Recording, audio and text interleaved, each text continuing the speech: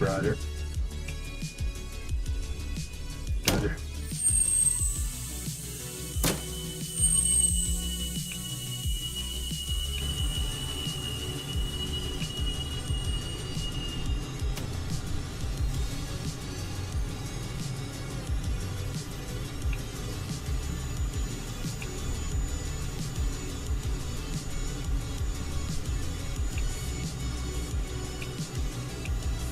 Okay.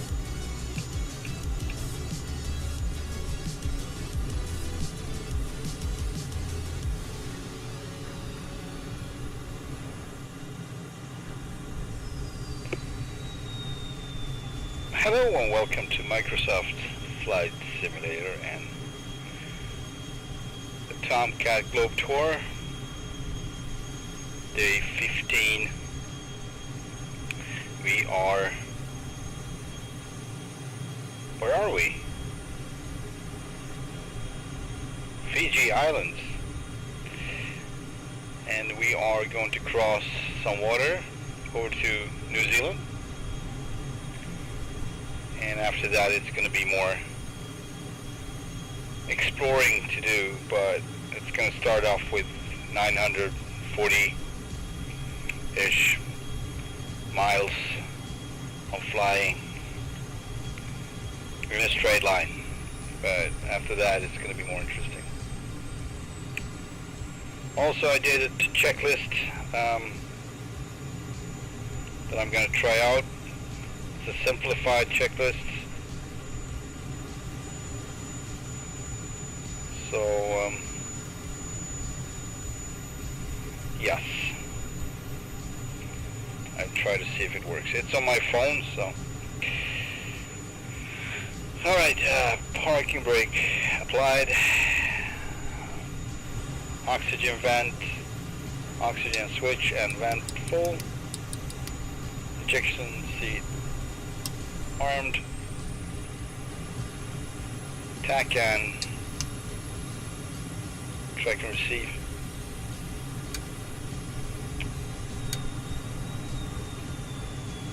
and ARA63 nav radio on.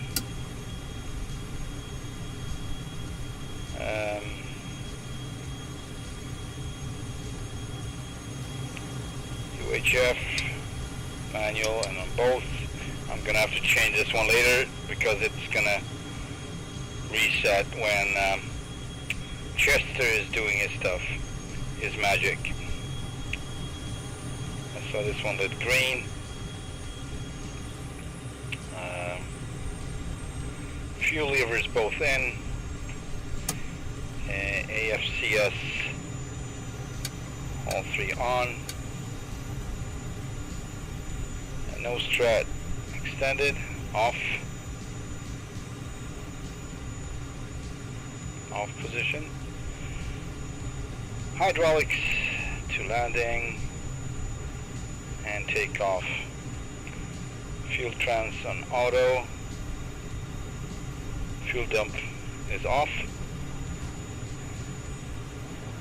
Inlet ramps are on auto.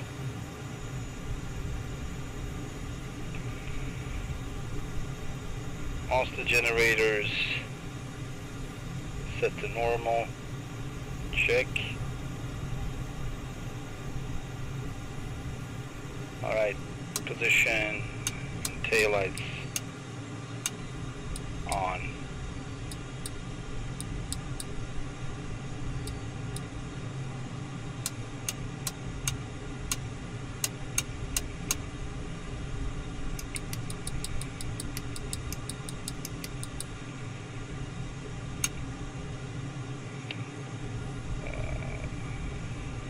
Engine startup procedures. Engine solars, right engine. Air start, cranking right.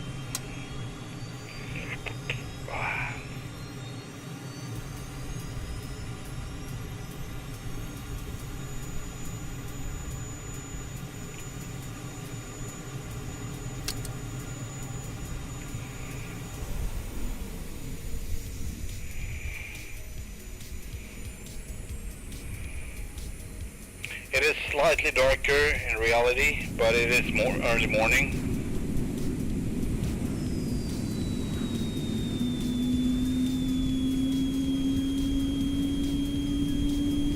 Actually, we could.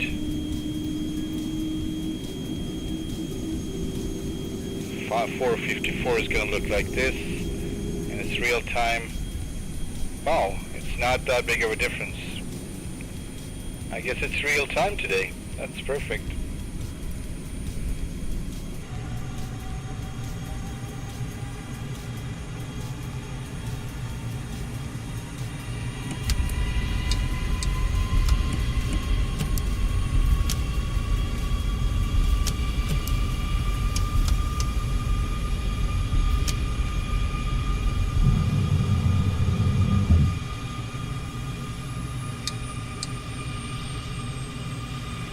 I do not know what happened. Hang on.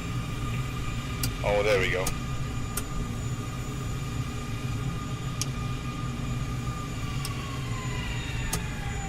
Yeah, of course.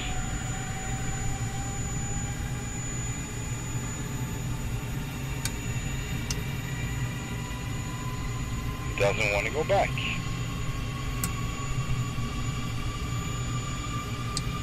Oh, come on.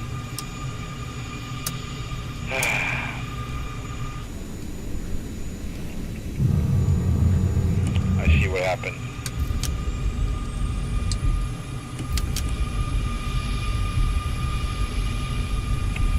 Alright, cranking engine number 2, engine number left.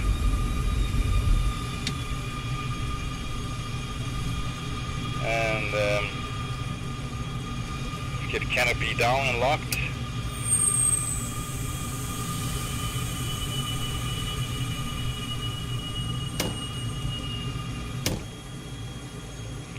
Check. Radar altitude gauge.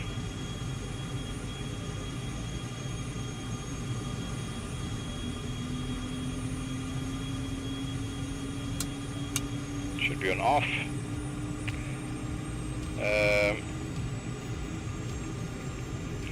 Gyro on.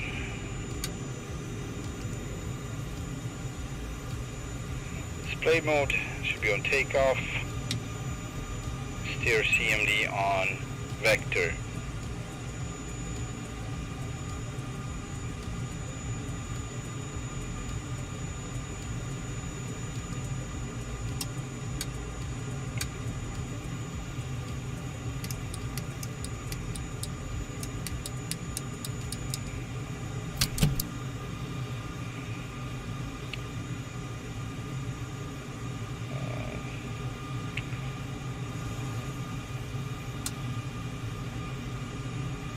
Got windshield ventilation on. I guess we're doing this one, master test.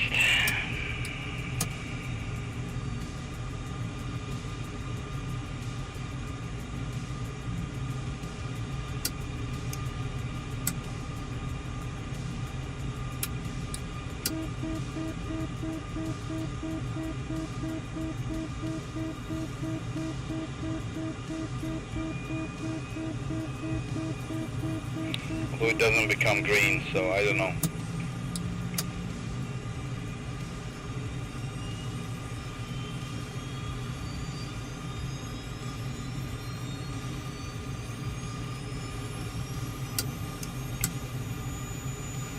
That one became green.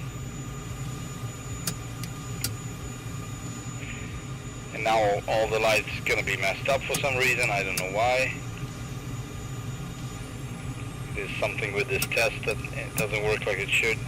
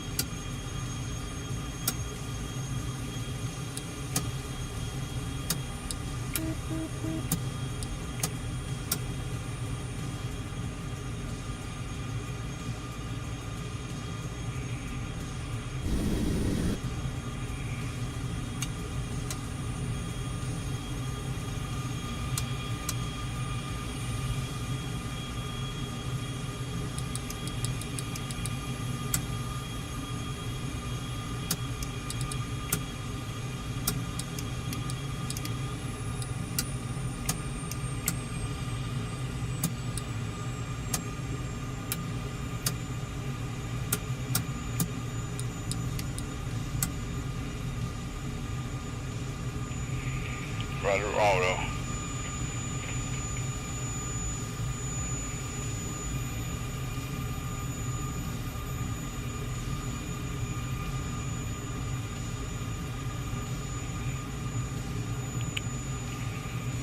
Well, moving on.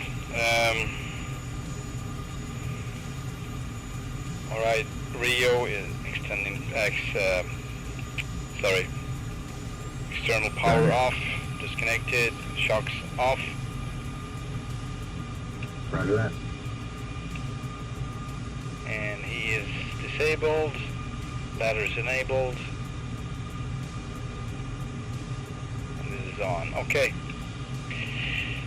Oh, God.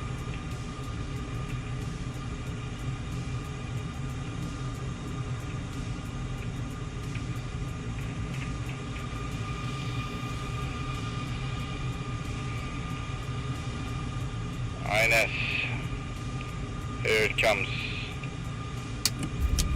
All right, INS aligned and accepted.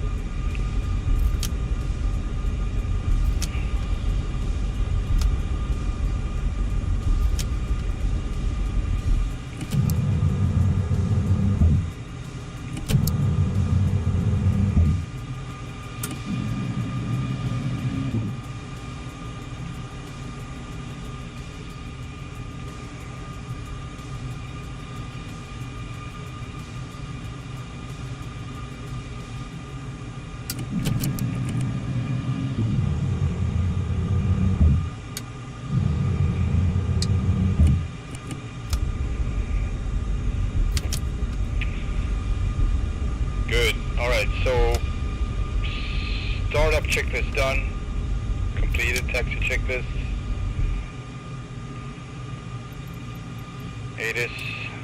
Valdorie Airport information, Whiskey 1700 Zulu. Wind 327 entry. 327. Sky condition, few clouds at 1,600 feet, few clouds at 4,800 feet. Temperature, 24. Dew point, 10. Altimeter 29.71. ILS runway 10 in use. Landing 10. runway 10. VFR aircraft, say direction of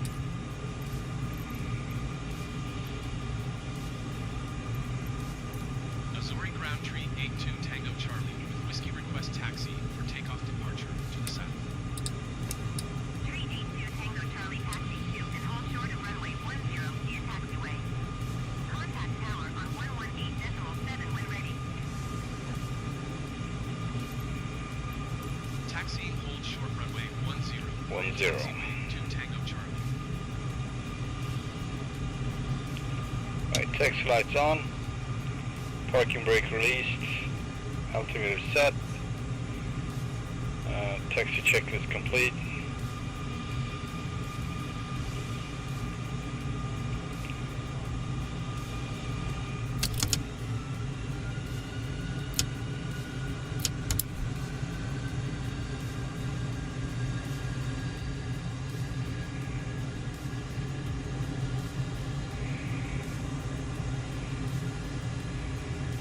Beautiful morning on the Fiji Islands.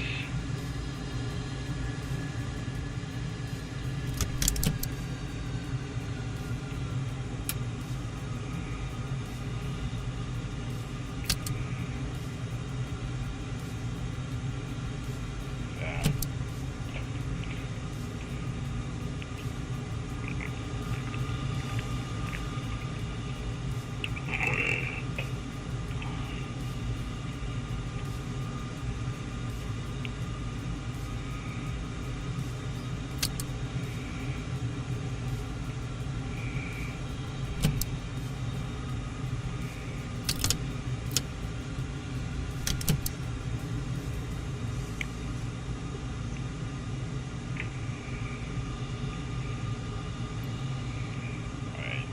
Doing the takeoff checklist already. Stromal landing lights on, radar altitude on, wing sweep, master reset, Spoilers and brakes are armed, both.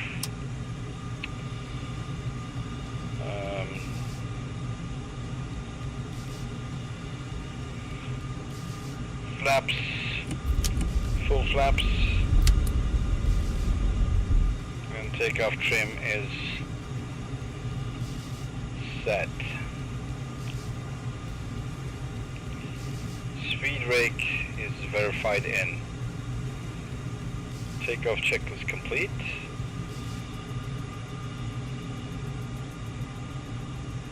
So yeah, like I said, it's a simplified one, because I'm just not going to put effort into doing a whole bunch of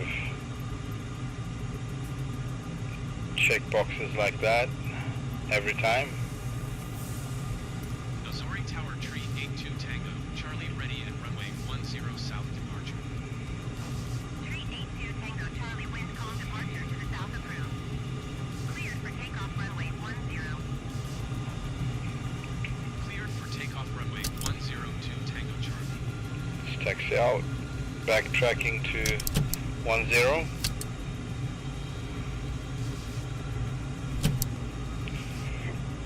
And we're gonna take off into the sunrise. Really nice.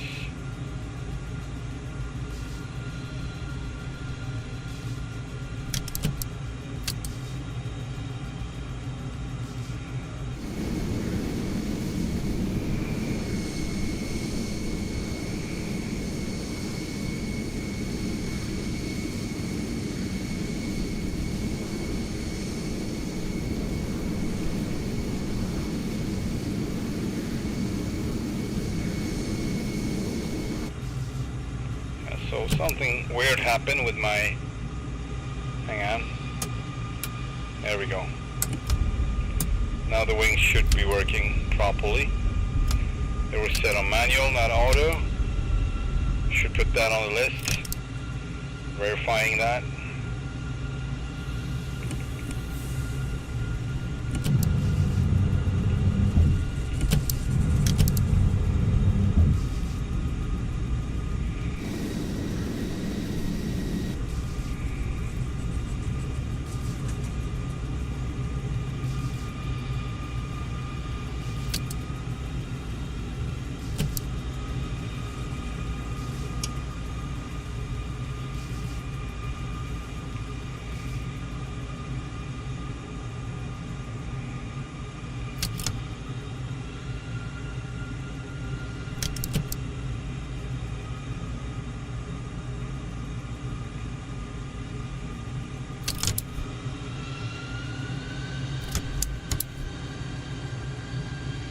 Nice.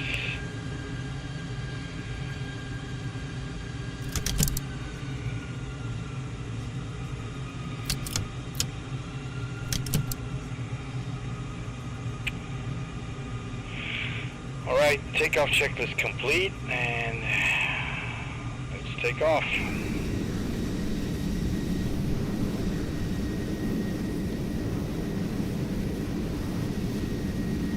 After this beautiful screenshot.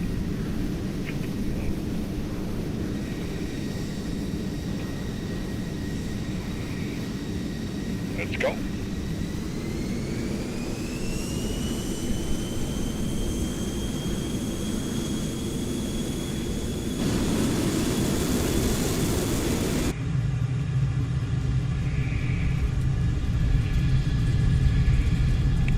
Airspeed is alive. 100. 100. Flying less shit than last time. Rotate.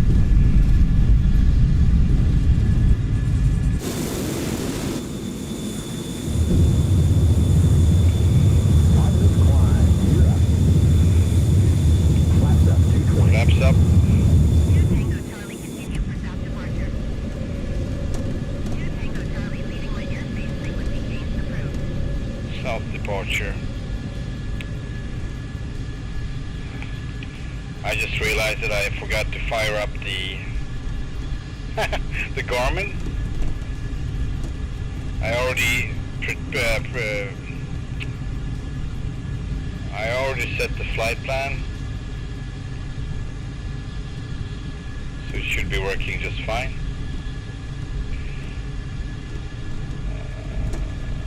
we go. 2 Tango Charlie, please acknowledge. Azori Tower Tree 82 Tango Charlie frequency change. H gonna- TOS test okay. We're gonna load the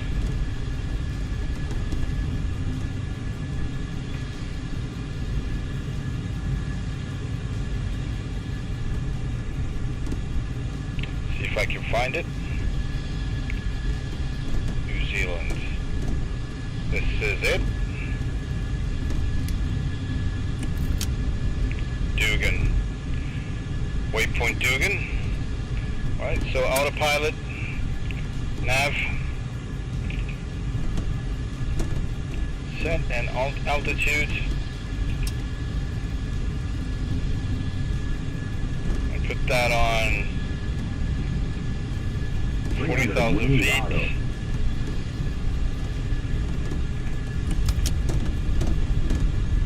Wings auto. 40,000 feet.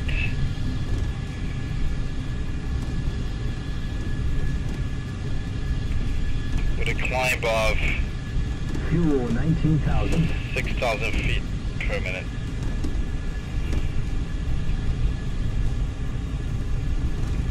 There we go.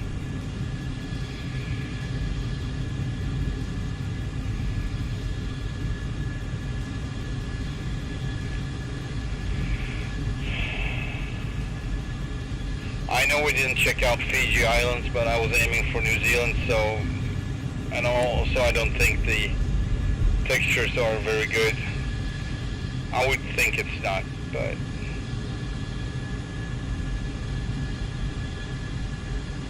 we had a beautiful, beautiful sunrise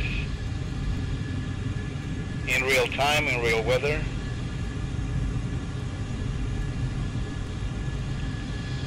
Sun is riding over the Pacific. Really beautiful. Screenshot.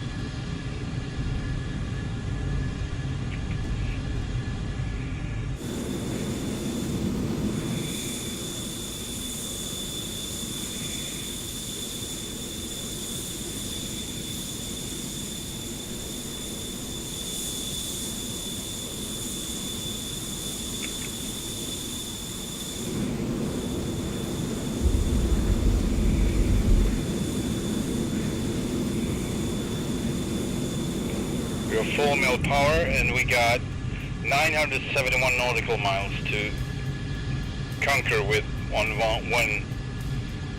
like on the fuel we got. All right, do the next checklist here. Hang on. That's the cruise. Gear up verified. Flaps up verified. Hydraulic isolation flight mode. Spoiler brakes off. Display mode cruise. Everything is set. Next checklist is approach.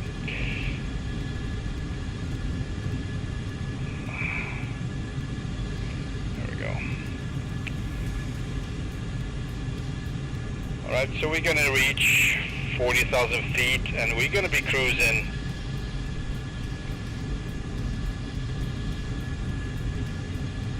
and we might do one burn in total. And we're not doing that until 50%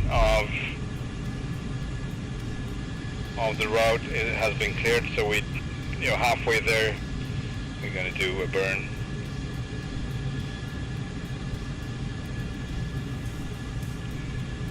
$19,000 feet, putting 2991, 2992 on the altimeter. Naughty center. Naughty Center, Tree 82 Tango Charlie, is type 2, 8 miles southeast of November Foxtrot, November Delta flight level 200. Request flight following. Tree 82 Tango Charlie, Naughty Center. Clock 5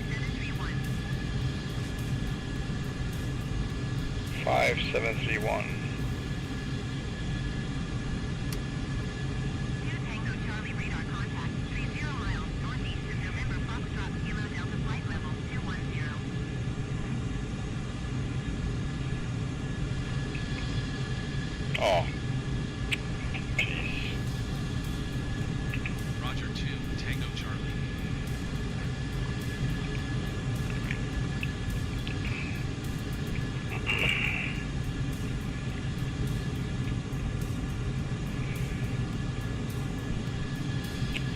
I hope everyone's having a wonderful Friday.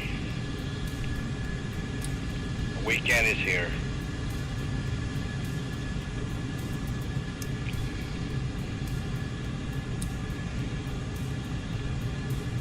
$23,500 feet. Fuel state 18,200. Our ground speed at 563 knots, 563. Mach 0.9.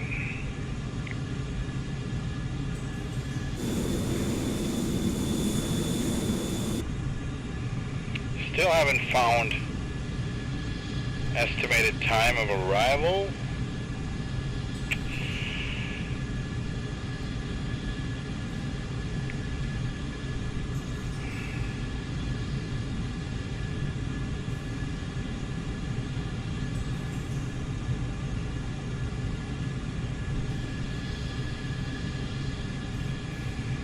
Gonna look around a little bit to see if I can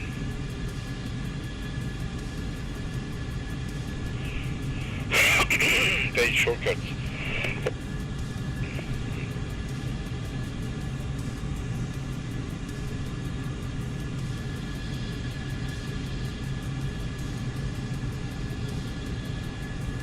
Flight timers.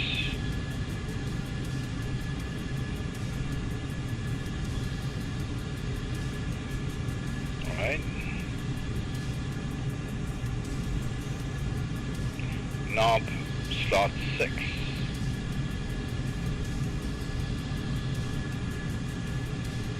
How would I find that one?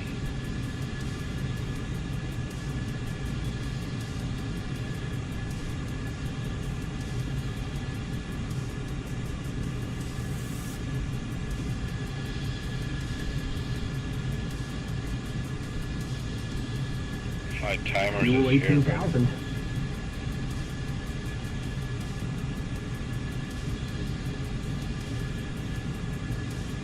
Trip timer 39. That's not right.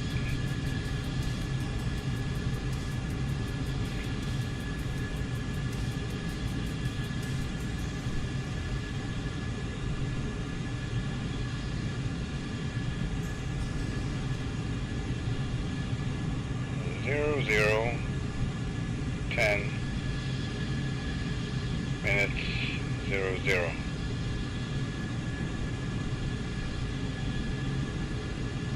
Enter.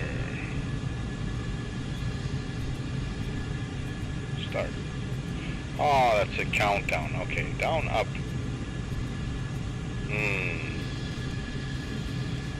Okay, I see. I got the trip timer here anyway, even if it's late. Add maybe 5 or 10 minutes. Oh, sorry, you don't see it. My bad. My apologies. Okay, let's see.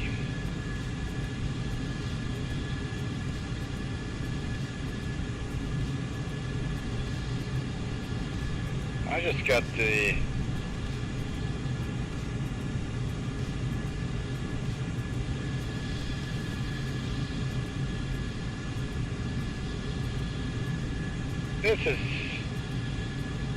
I got it now. ETE 309. That's like 3 hours. But we're gonna have higher speed, so we're probably gonna make it faster, hopefully.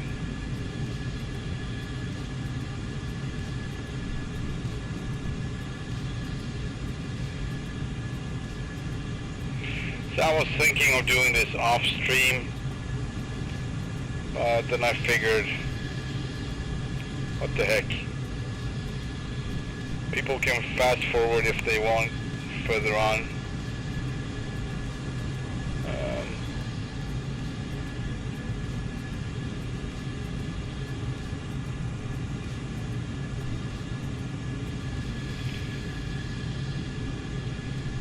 36,000 feet.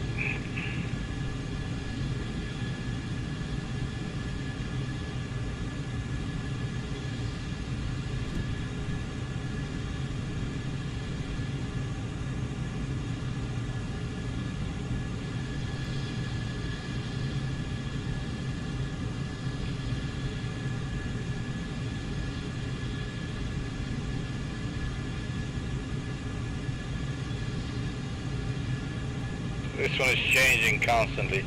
ETE 321. Interesting. Well, we'll see.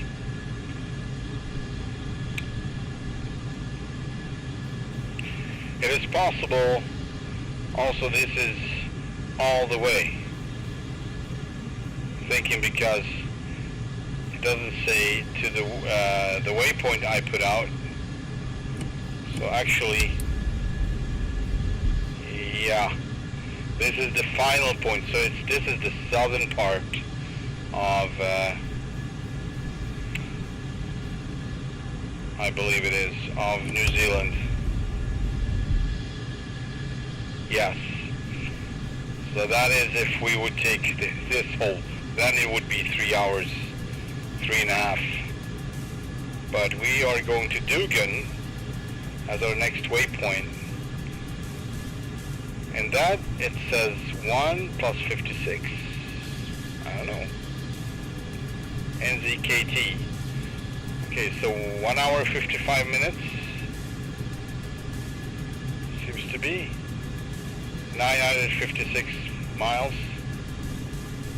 and that makes sense. 885 to Dugan.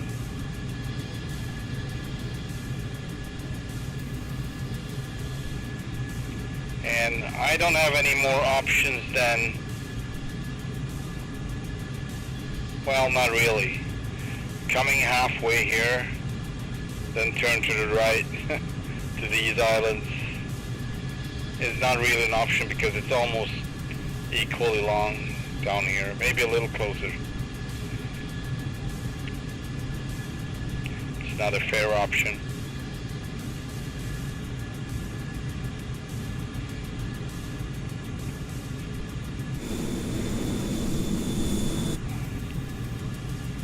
Alright, we reached 40,000 feet.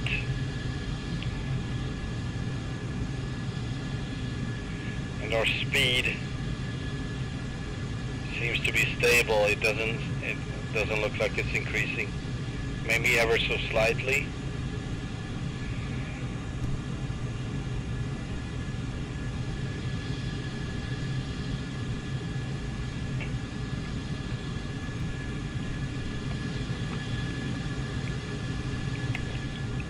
And yeah, I could do 2, maybe 3,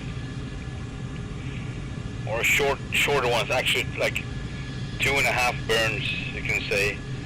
I could do on 500 miles, between 500 and 600 miles. So I might do 2 of them on this one, but I don't know. Why do shorter ones? Hey, what the heck? Let's try. However, it is possible we would have a flame out on this altitude. That bugs me a lot, as it is cold up here, especially now in the morning. Let's see what we got. It says minus 14 degrees, so it would definitely be a flame out. It's more like a rule.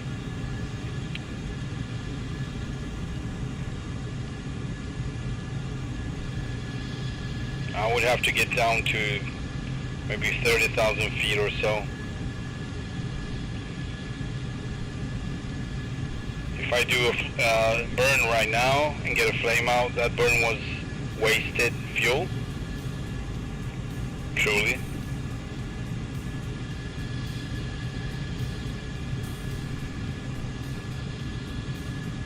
Let's go for a while. Just like this, and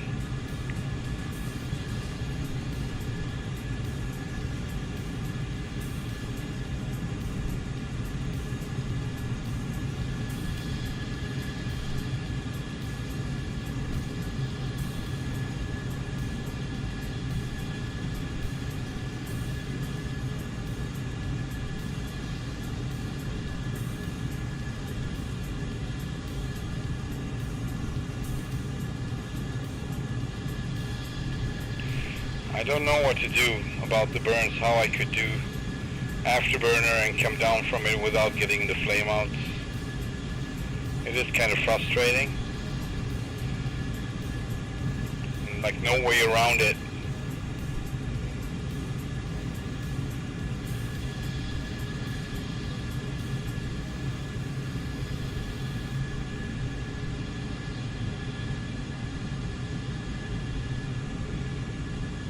Fuel is 17,300.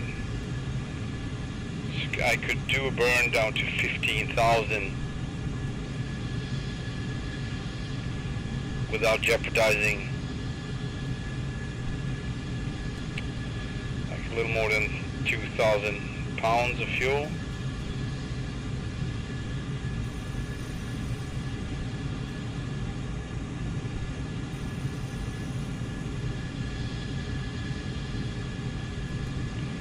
We are almost Mach 1 though, so we got pretty good speed.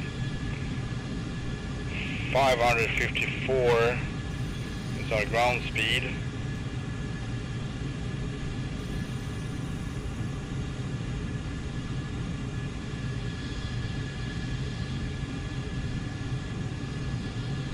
$841 miles.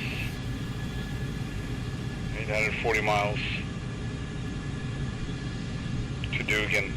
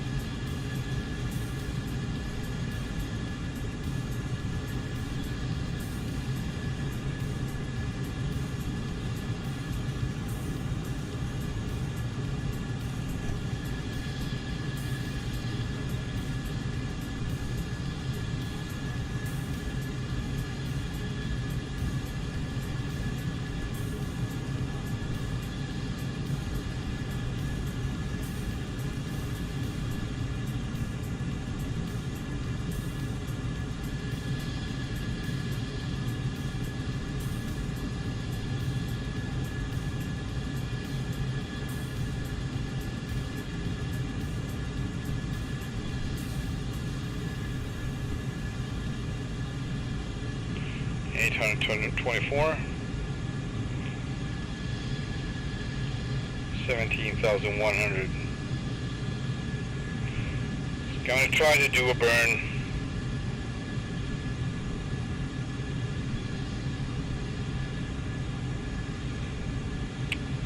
around 800 miles.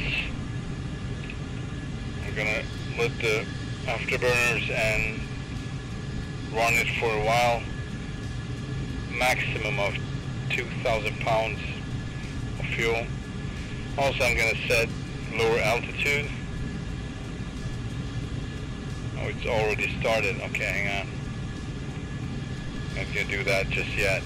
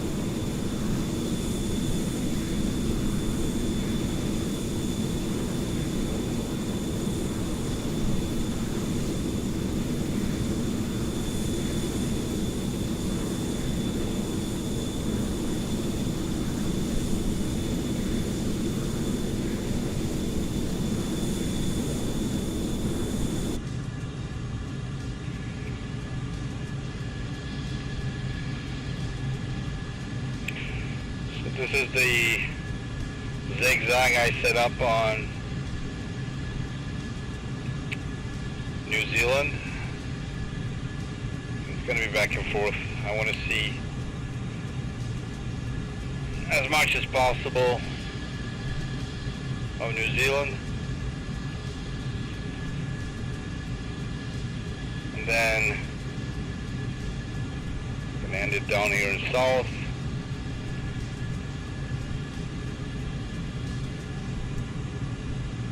And then there's another ocean trip over the Tasman Sea to Tasmania and up. There's a little island down here though. What is this? Looking great.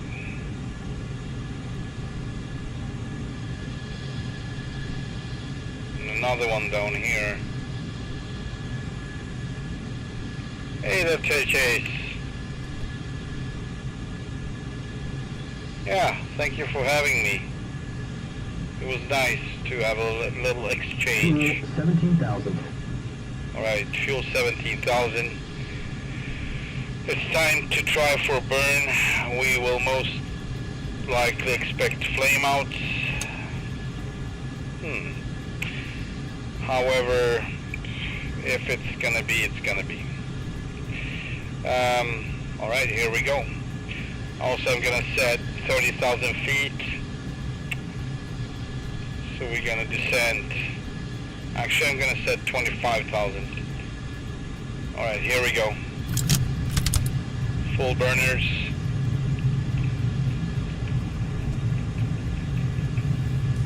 And yeah. Got a time reference too. Maximum of 2 minutes. 25,000 feet set. And descent rate of, well, 1,500 as usual.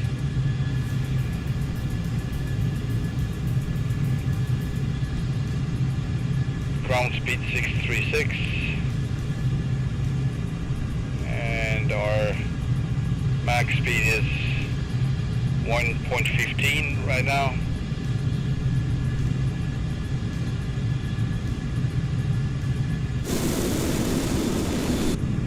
Yeah, also we got 14 degrees minus up here, so I will probably have flame outs on both engines and have to restart them in midair. That's something I experienced with the A model here, that I get flame outs in minus degrees if I run the burners. Fuel 16,000. Congratulations, churches. I knew you would make it. Alright, 1.5 minutes on the burners and 15,600. So at 15,000 we're gonna come off the burners in any case. The speed is now almost 1.7, Mach 1.7, and 10 more seconds on the burners. 5, 4, 3, 2, 1, coming off. Ooh, no flame out. Yes. And full mill power. So I'm gonna stay here. Altitude 37,000. Fuel 15,000. Yes, 50,000 fuel.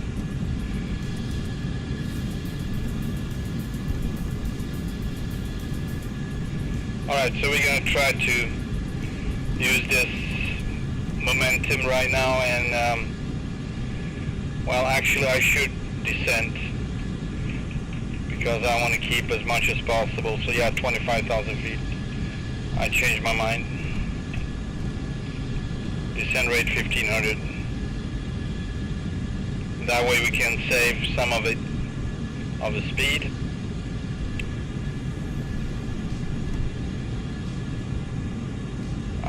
This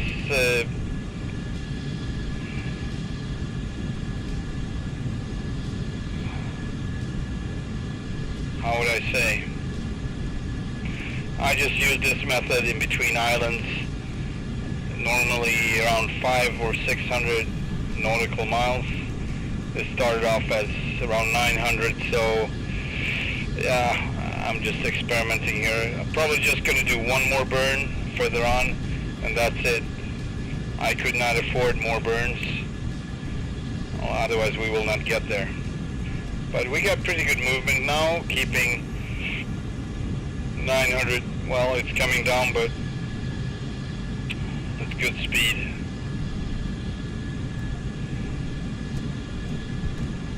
No, 1.55, Mach 1.55, that was it. I nailed it, yay.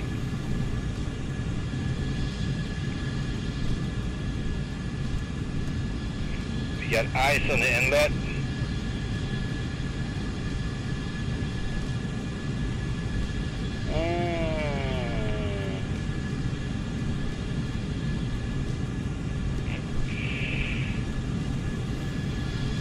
I do not remember how I should.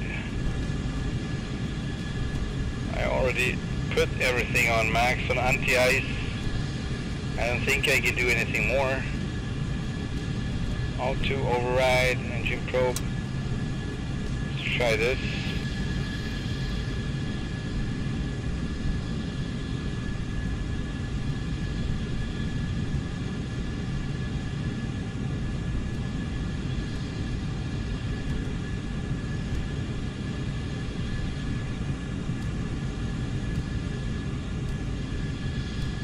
Doesn't seem to help.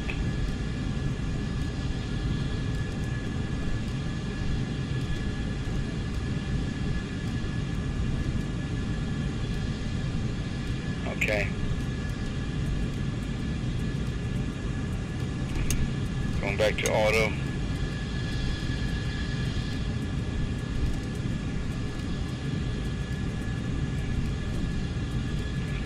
I got help after you left. How to get rid of Ole. Cool. How was it? So what did you have to do? 700 miles. 705. We got 830 knots plus.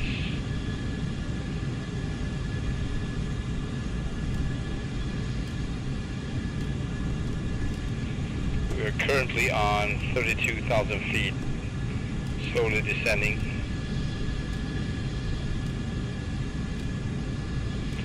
Happy to say we didn't get a flame out. That was nice.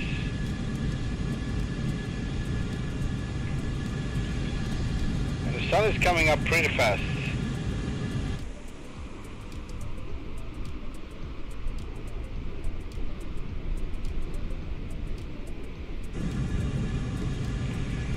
Let's see. So the winds are currently 254, which will make it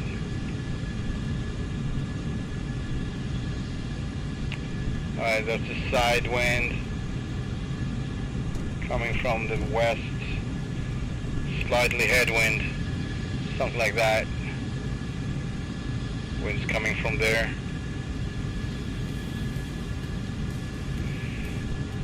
And was it that complicated? It was not just a hit of a button?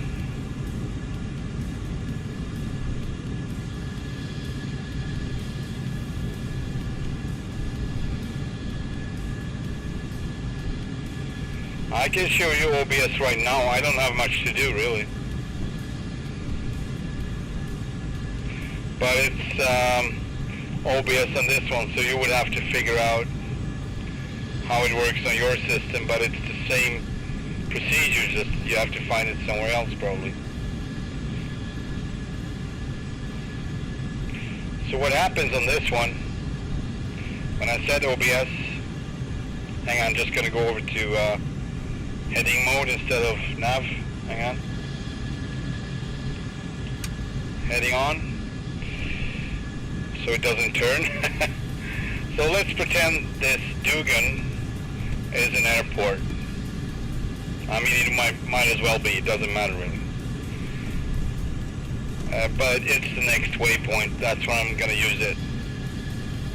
I hit OBS,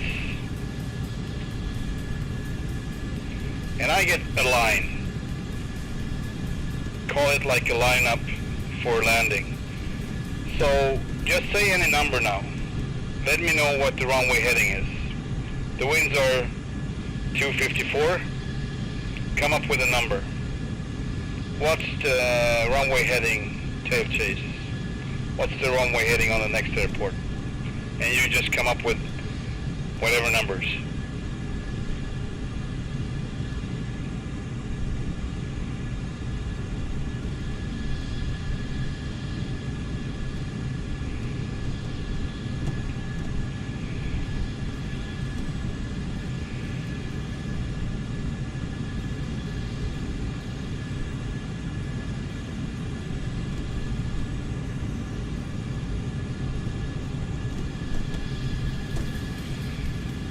Alright, so you mean like 170 degrees or like a specific number? Because 17 is just runway 17, and that might as well be 14,000.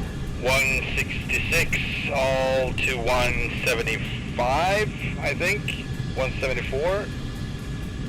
Let's say 174.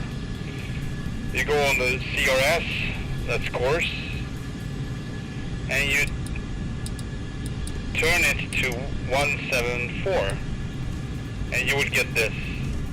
So this would be your runway headed. Let's say you're coming here, coming like this, or from some other direction, doesn't matter really. But line up somewhat with this line.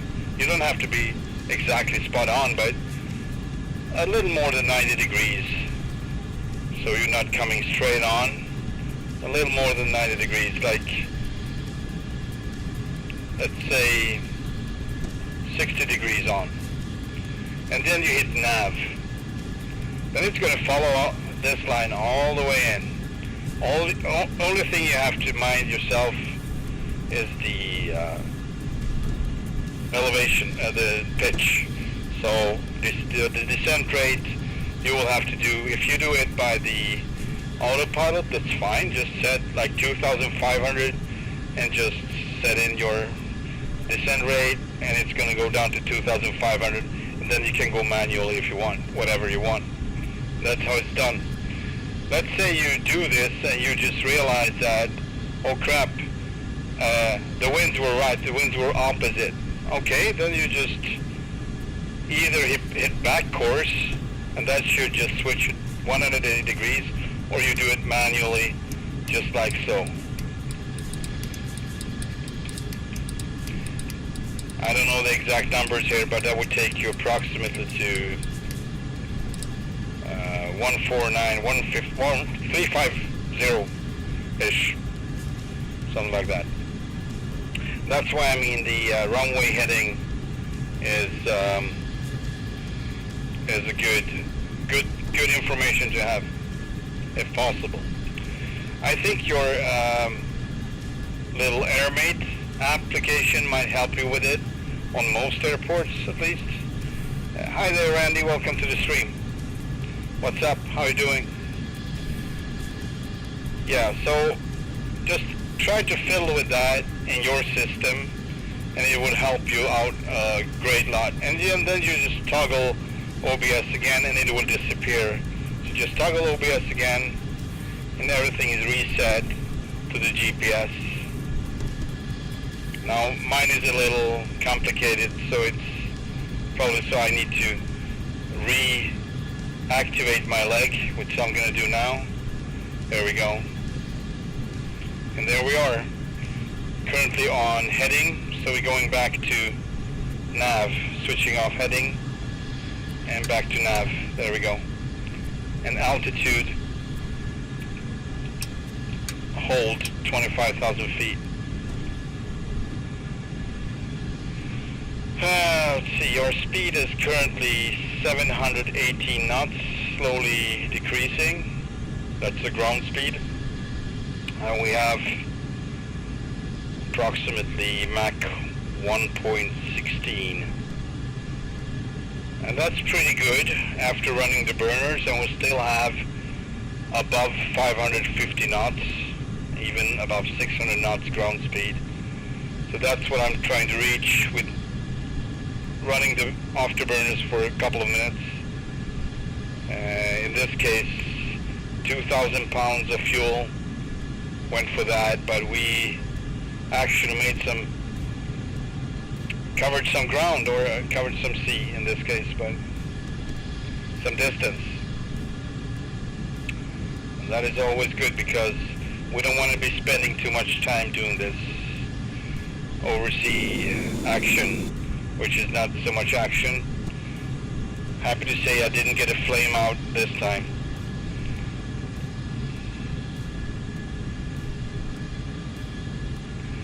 I think then we're gonna climb up. When we're down to speed, like the normal speed, just below Mach 1, I'm gonna slowly climb up to I think 35,000 feet, and around, let's say, 400 nautical miles or 350 out from our destination, I'm gonna run the burners for approximately 1.5 minutes, depending on our fuel state, and that would be it. No more burning. Maybe if we're really close and we see that we can do one other burn and we can afford it, we'll do it. But oh, that's great, Randy. Looking forward to the weekend? I know I do. Tail chase, but TBF, I'm doing pretty good on the inbuilt system, just a little round flying at some point. I mean, it's fine. I mean, use whatever method you want, but if you have really bad visibility, this will improve your accuracy. Let's say you're pretty low on fuel, and you just run into freaking clouds and mist and you don't see crap.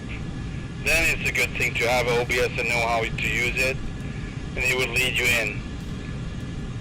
All you have to mind is your altitude, basically. That's great, Randy.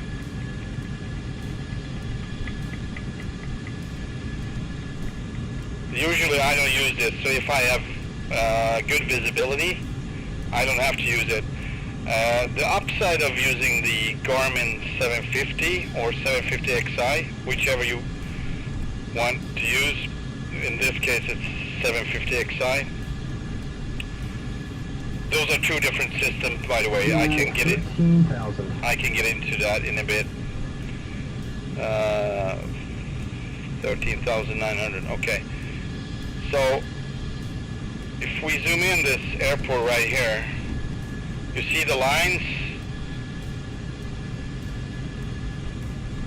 These mark out the runways.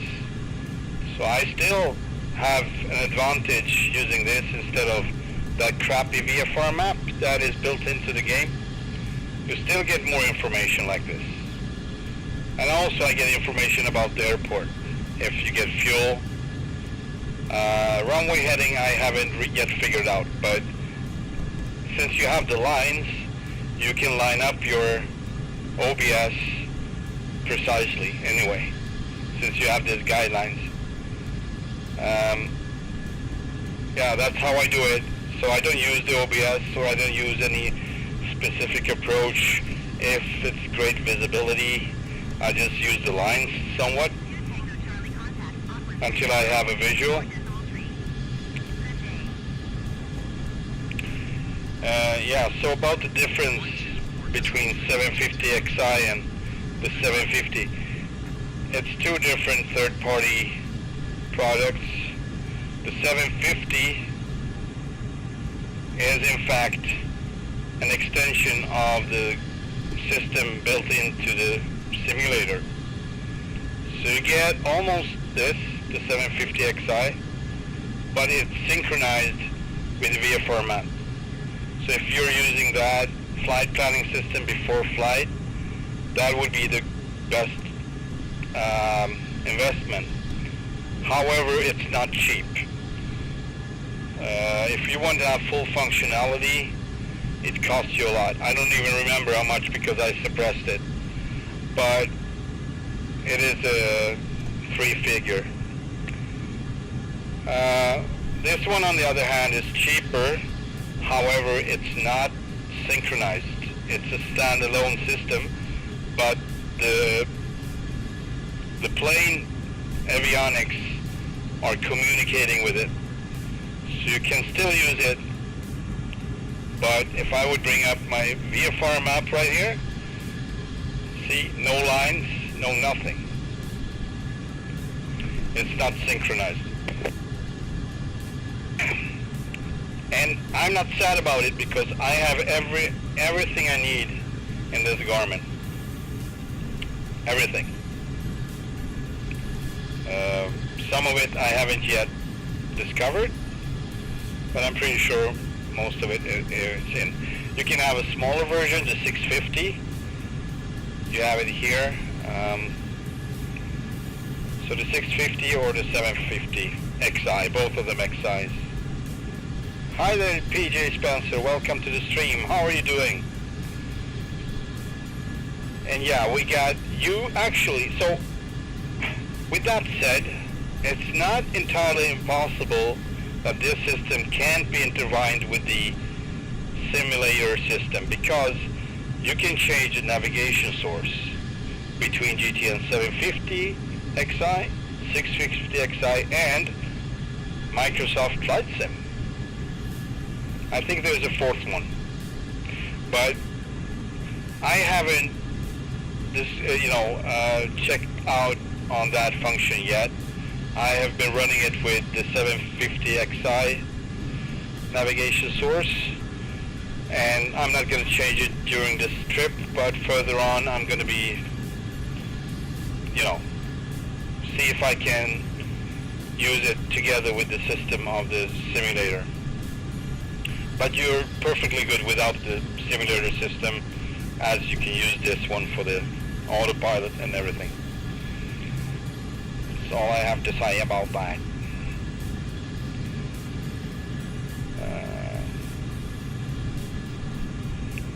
Just chilling, yeah. It's the weekend, right? Yeah, I'm voluntarily chilling. This is not my favorite flight, but we will get there. Aiming for New Zealand, coming from the Fiji Islands. And approximately 900 nautical miles from start, and we're down to 519. I'm gonna, soon enough, I'm gonna climb up to 35,000 feet again and do another burn with the burners, build up some speed, and then do a new slow descent just to maintain that speed as much as possible.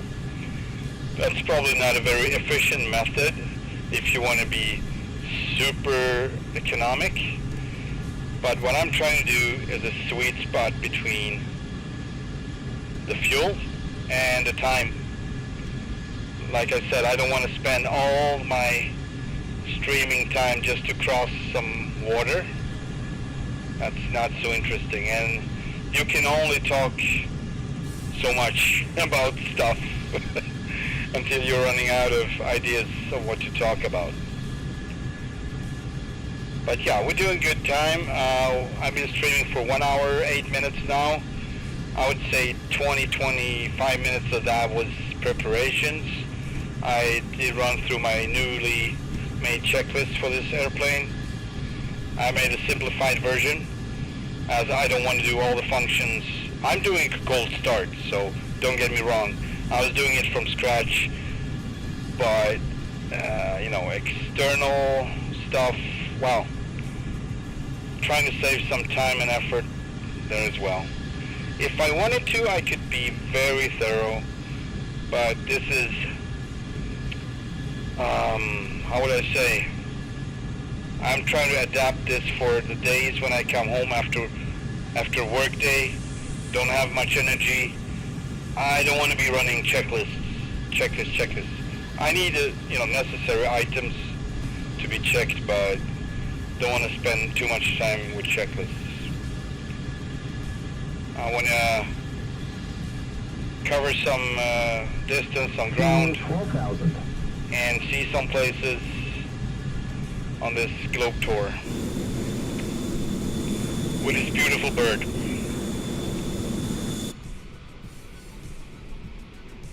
We're still over speed of sound, faster than the speed of sound.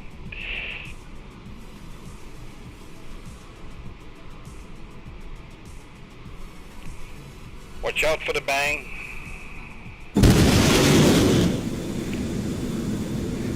Maybe can I ask, would I like to try Eldering in any day or play truck simulator? Well,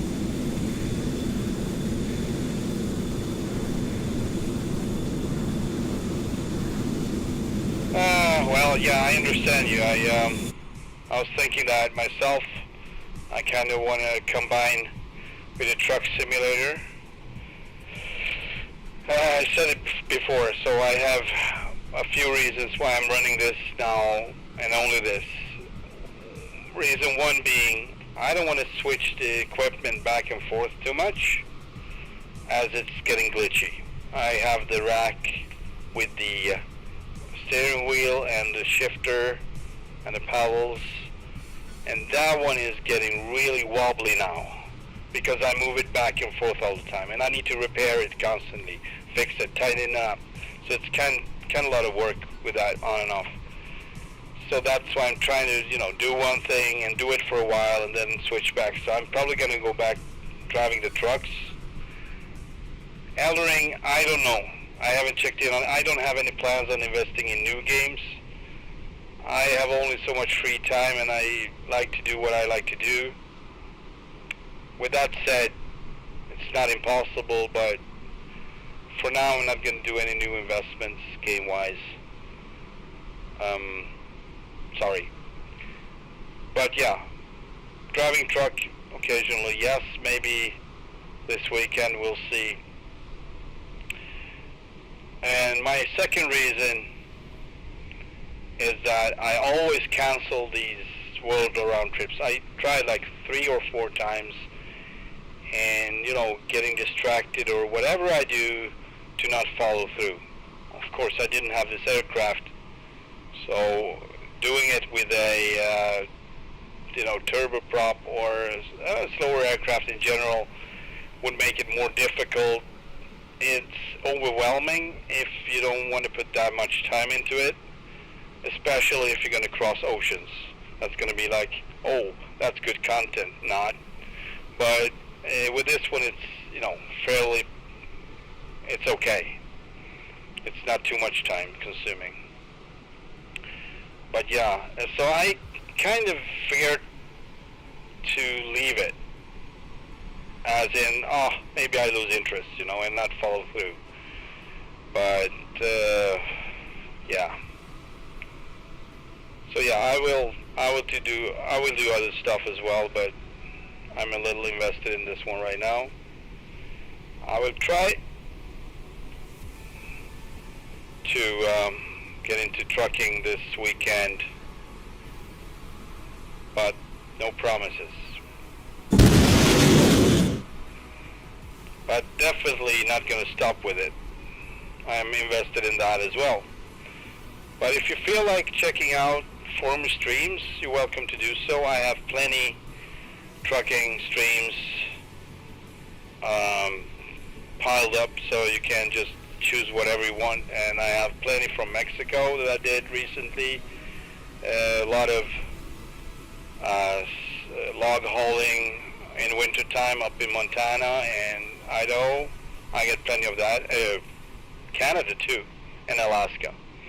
So there are plenty to look at if you want to do that, but it's not going to be live, of course. If that's what you're after, then you will have to wait until I'm doing the truck streams. But thank you for asking. I appreciate you asking, and I appreciate you watching. So thanks.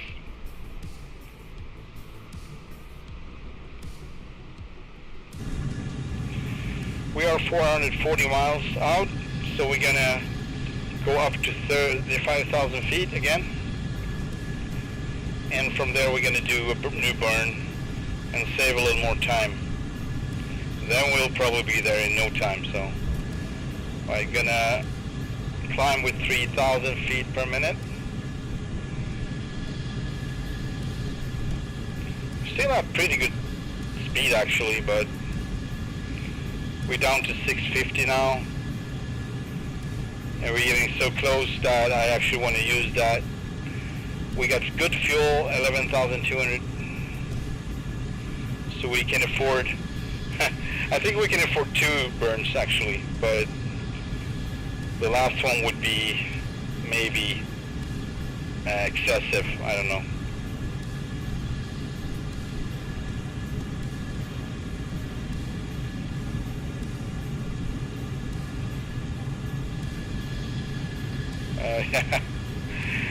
What are you gonna nag me about, Tails? Just the truck sim or what? Or this? Yeah, probably this. You know that wouldn't help. Nagging is never good on me. But yeah, I can watch your stuff and get inspired. That might help. So you just do what you do, man. And keep inspiring and keep doing that. And I'm most likely not gonna desert this at this point. I mean, check this out. Sorry about that. That was not my intention. Maybe, hang on. I'm gonna bring up a bigger map. And I'm gonna show you how I've been flying. What's wrong with north? There we go. Ish. Yeah, so we started off day 1 down here, San Diego, flew up to San Francisco, through LA, and day 2, I think we flew all the way up to Vancouver. Also made a stop in Astoria in Oregon. I think that's about here. Yeah, Astoria. You don't see the marker, but it's in mid-screen now. Fuel 11,000. 11,000, thank you. Yeah, then up to Vancouver.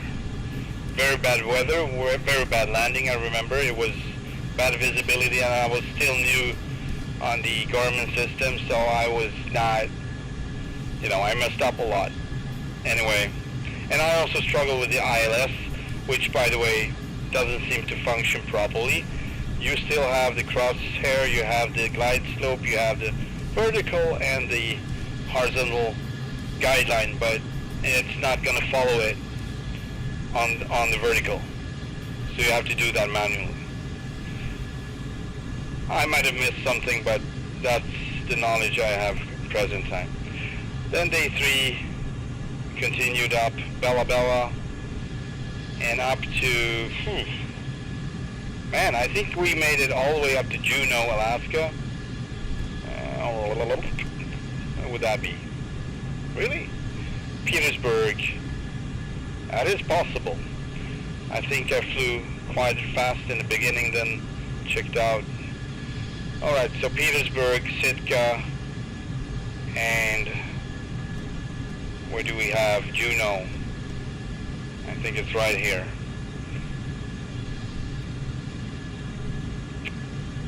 So Juneau, yeah, down here, right? But the airport is up here. Then from Juneau we flew out to Yakutat and kept flying northwest. And I believe we flew, yeah, we did a landing in Cordova and then flew all the way to Homer. Well, where I did a flat spin, I went into the vertical and then I tried to swing around the plane in the vertical to go with nose down like sideways with the rudders. And then of course I put it in a flat spin, which was not recoverable. I couldn't recover it. And the thing is, I'm not sure you can recover it in this simulator because nothing happened. You always can feel the input you're doing, even if it doesn't help. I flew this in DCS, so I know you can feel the difference. You feel that you're doing something. Might not always help, but you feel that you do something. Here it was nothing. All input I did, every input I did, it didn't matter. So that was that. So flat spin crash outside of Homer, and did a couple of bad landings before that in Seward, Alaska. Really harsh winds down here in this narrow fjord, and I did some bad decisions. Didn't crash, but I did slide off the runway and into the snow, so that's basically a crash. That was on the same stream. Then next day we continued out on Kodiak Island and out to Bering Sea. The following day, Bering Sea. And then I decided I didn't want to do Russia. Instead, I was just going straight for Japan, which I did, going all the way through Japan, and then island hopping over to Taiwan, of course, and the Philippines, down to Papua New Guinea, Solomon Islands, down to Fiji, and here we are, down to New Zealand. And nothing really happened in these trips. I got some weird comments from a troll. One of these, Japan, I think it was the 8th day part 2. I got some weird comments. That guy is gone. But it is interesting how you attract weird people sometimes. Weird sense of humor or worse. Let's see, tail chase riding. Me and Dave are old friends. We have known each other for over 30 years, so I can tell him to continue. Alright, so you know that after 30 years you would know that. Never mind. Alright, let's see. We are at 366 and we have reached our 35,000 feet. Our fuel state is 10,500. So let's do another burn, shall we? Hopefully no flame out. You can check the temperatures. I'm not sure about this, but this is also another one, Mr. Tail Chase. You get this. Dial task winds and use the sensor data. You get your speed, you get your heading, tracking, ground speed. You get wind direction at the moment where you are. The speed, although 45 knots, well, I don't know how accurate that is, but it's high up, so it's possible. Headwind components are 27 knots. So this is all valuable information, and whenever you approach a strip somewhere without any ADIS, without any windsock possibly, it's good to have this. You get the information from your sensors. Yeah. And that was interesting in the, okay, TAT, 0 degrees. Let's do this. Alright, I'm going to check the time, so I know how long I've been burning the burners. So we go on 30 seconds. That's there. Here we go. Full burners. And our speed is currently Mach 1. Ground speed 573.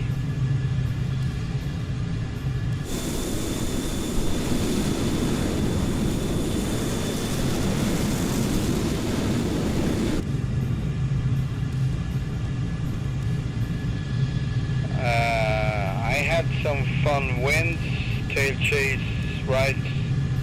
We're 7,000 feet. It was blowing east. Below it was blowing west. Yep, that can happen. Fuel 10,000. Of course, that's interesting winds. Can really confuse you about what's going on. Alright, we have a speed of almost Mach 1.3, 750 knots ground speed, fuel 9,600, and we burned for 1 minute, so 25 seconds left that I'm coming off the burners. And we're going to set 25,000, of course, as we want to actually 20,000 feet. I'm going to set 20,000 feet and 1,500 feet per minute Fuel descent. 9,000. Coming off the burners, 2, 1. Ooh. No flame out. Yay! It's always a celebration with the A model if you don't get any flame outs. Alright, we're getting there, so we're going to do some more interesting flying as soon as we reach New Zealand, and we're going to do that pretty soon. Let's see if we get any information of that. Hang on. What is this with the message? Always messages. That was not it. This was it. It says we're there in 48 minutes. I think we're going to be there faster than that. Our ground speed is... But yeah, that's Dugan. Of course, it's going to take a little more to get to the airport, but it's pretty close. Our speed is 1,072. Man, we got good speed. It's actually increasing. Are the burners on? Man, geez, that we're on. That's not good. Fuel 8,000. Ooh, that's why we had so good speed. So, what happened was, I got a toggle button for the burners, which makes it so I can move my throttle levers all the way up without the burners going off. Now what happened was I was not going all the way back, because if I would have gone all the way back, the toggle switch would be activated again, like coming off the burners, then I can put full forward and it would not go on the burners. But now it did, because it didn't come all the way back. So that was my bad. And I burned probably like 3 or 4 minutes. And we got 7,900. I think we'll make it anyway. A little extra speed, so no more burns. 290 miles to go. Yeah, this is good.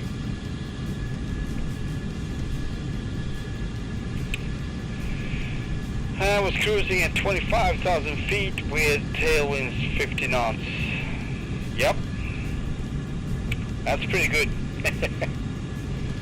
Tailwinds, you're gonna definitely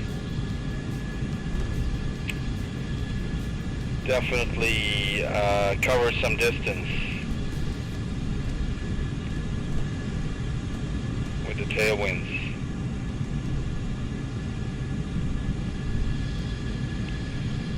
Alright, around when we reach Dugan, I'm going to do the approach checklist.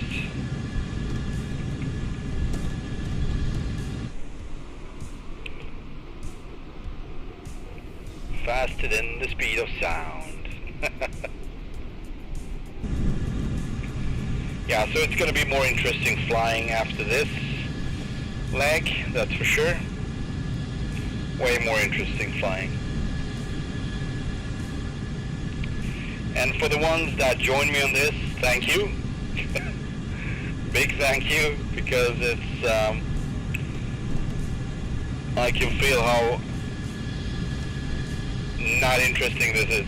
Like, I'm trying to make it interesting, but you can only do so much.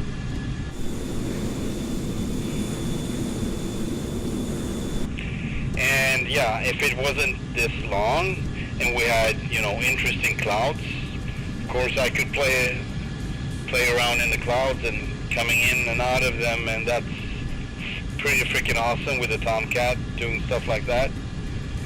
But we don't have anything interesting going on, so it's really straightforward for two reasons.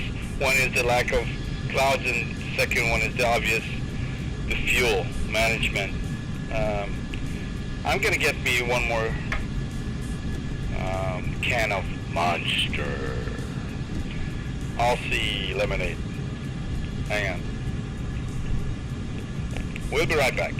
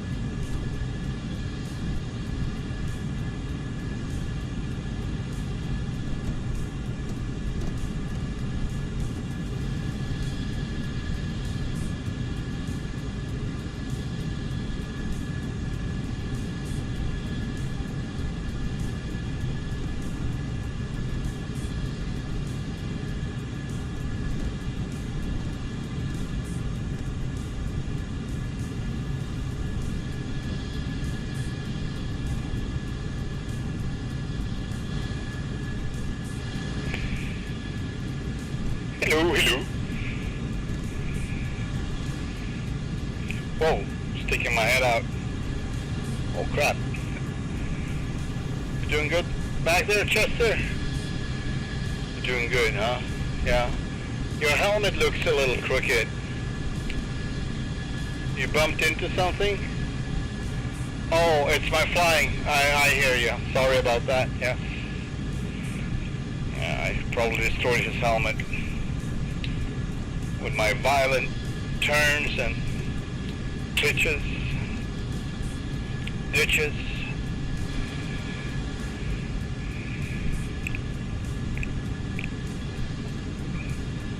Oh yeah, that's it. Also eliminate previous shooting. We just east of Australia, sorry. I almost said it wrong. I probably said it wrong either way, but alright, let's check the fuel state. 7,100, soon to be 7,000, and we are on 24,000 feet almost, or a little bit above, and our speed is, I would say, Mach 1.21, and our ground speed is 747 knots currently, decreasing slowly.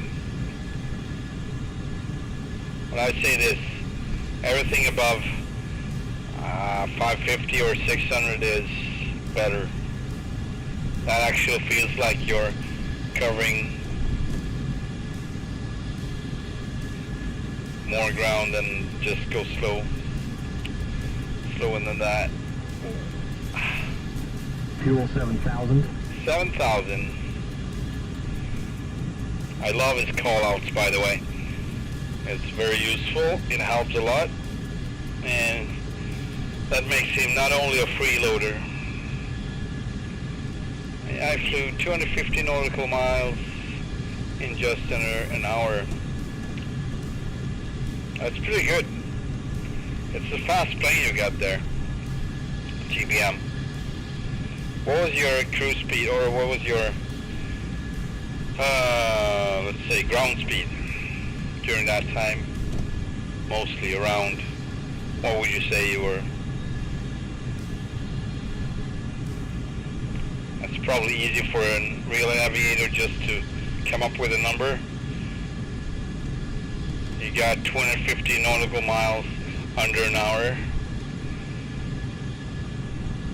That should be enough for you to count, but I'm not good with knots.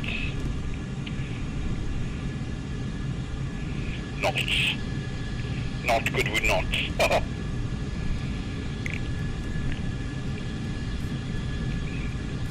All right.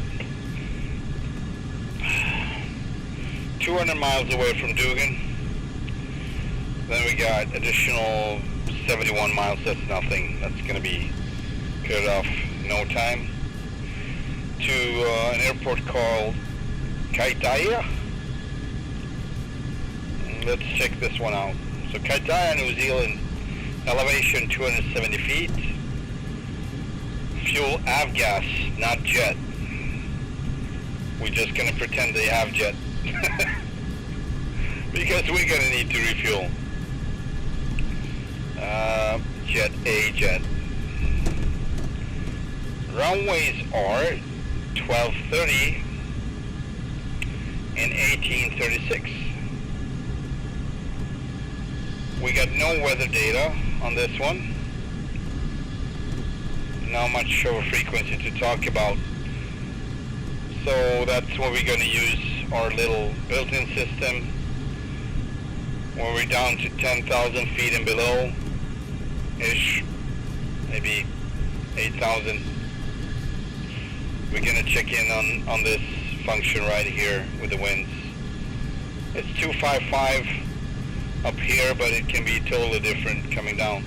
But if it would be 255, let's assume it is, just so we have something. It's obviously going to be runway 30.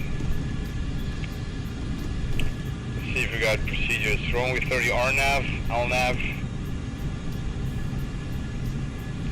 otherwise visual.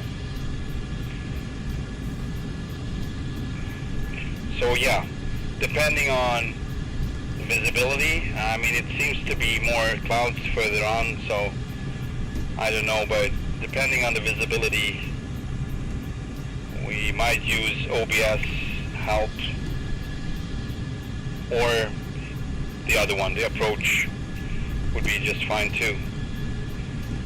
However, it's easier to reset the flight plan coming out of OBS than removing the approach. I don't know why the approach is so complicated to remove.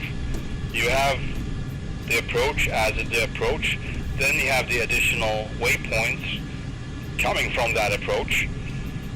Then when you want to continue with your flight plan, you can't just remove the approach, you need to also remove all the waypoints that the approach set up, which I don't agree with. I think if you remove an approach, the waypoints should disappear with it. But it is doable. I can do it, but that's why it's kind of simpler just to set OBS, and you just hit OBS and it's gone. And you can go back to your former glory.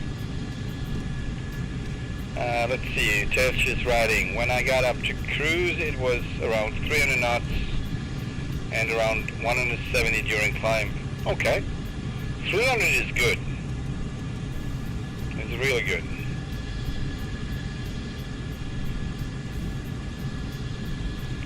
Okay, so 300 knots in less than an hour for 250 miles. That's a good reference. So I'm thinking, would you do 250 knots?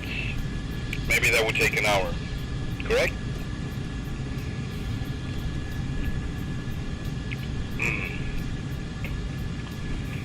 Alright, we're 155 out. We're off course for some reason. Seems like nav is not active, so we just thought it was pushing nav again. Pushing it. Come on. It's not active. Something happened. Hang on.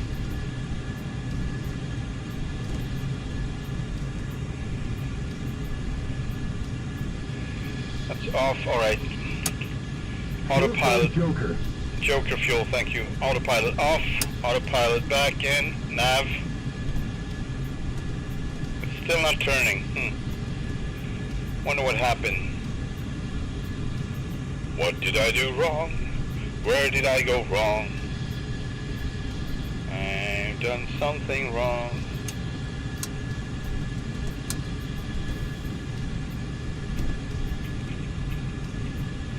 Alright, we're gonna find that out later. I'm going to heading for now. Oh man. Heading. And now it's turning, good. 130. Gonna try to cut this off a little bit so we go straight for the airport. I mean, I don't know why we are so much off course. Of course. Or of course. I don't understand, but we are now descending to 7,000 feet. 17, sorry. I'm going to change that. 10,000 feet, 12,000 feet. Correction, 12,000 feet, vertical speed of 1,500 feet per minute. And we're turning violently. Maybe 130 was a little bit too much, going to 160. 150. 150 degrees.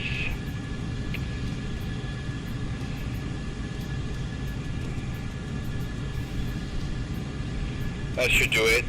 Can go straight in to the airport. Oh, we got Whoa. Okay, I see now. So can we actually make it all the way down to... Hang on.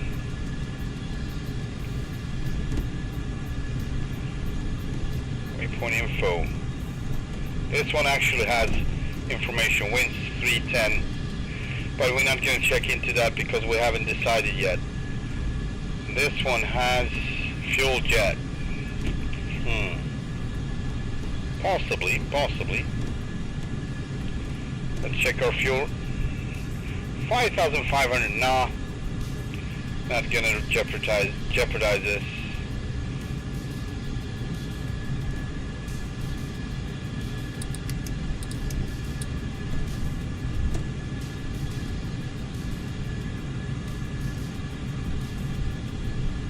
One knot is 1 nautical mile in 1 hour. Okay. Alright. That seems like a great thing to know.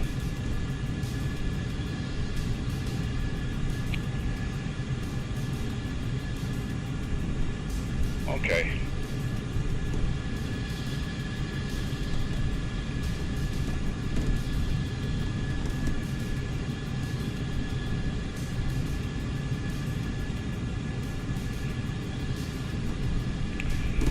So we've been streaming for 1:43. That's a long time to be flying over some ocean, man.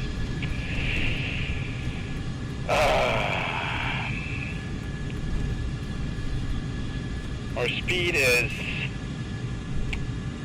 1.15. Oh, actually 1.0708 Mach.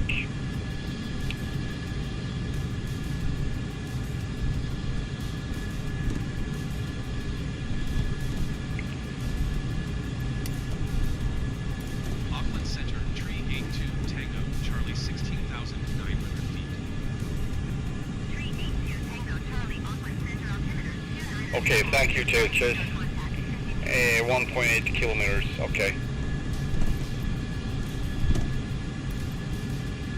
2965, the altimeter.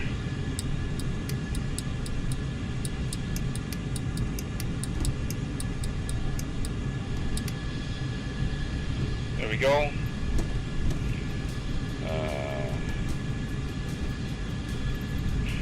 Alright, airports closer to you. What? No airports at all? What happened to Zulu Kilo Tango? There are no Zulu Kilo Tango. I need Zulu Kilo Tango. Alright, let's see how far off we are. Oh boy, 93 miles to Dugan. This is going to be interesting. We are 15,000 feet now, so it didn't stop where it's supposed to. Alright, we're staying on 15,000 feet. And we really need to check the fuel here.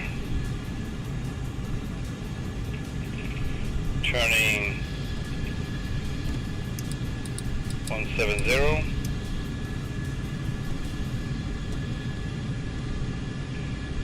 Fuel 5,000. We're going to change this. We're going to remove Dugan. And going straight for Nassori. Nassori? No. That's where we're coming from. Ooh, hang on.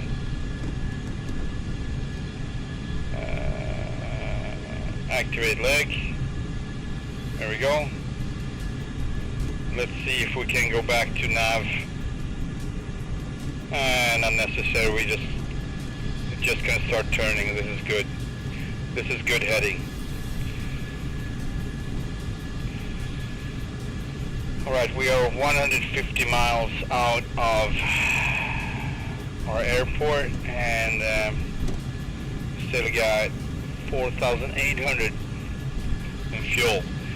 Bingo is 4,000. So at 100 nautical miles, I'm going to reduce the throttles.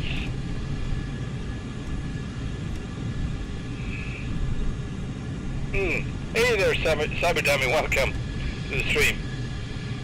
Yes, New Zealand, we're almost there. 143 miles out. I've been streaming for 1 hour 46 minutes. 20 of those were preparations, maybe 25 minutes. So less than 1.5.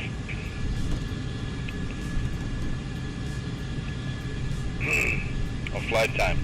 That's pretty decent, that's okay. I've been giving a little information about the Garmin system on this one, the standalone system from the simulator, but still communicating with the airplane. And we've been talking about distances and fuel consumptions, priorities, stuff like that.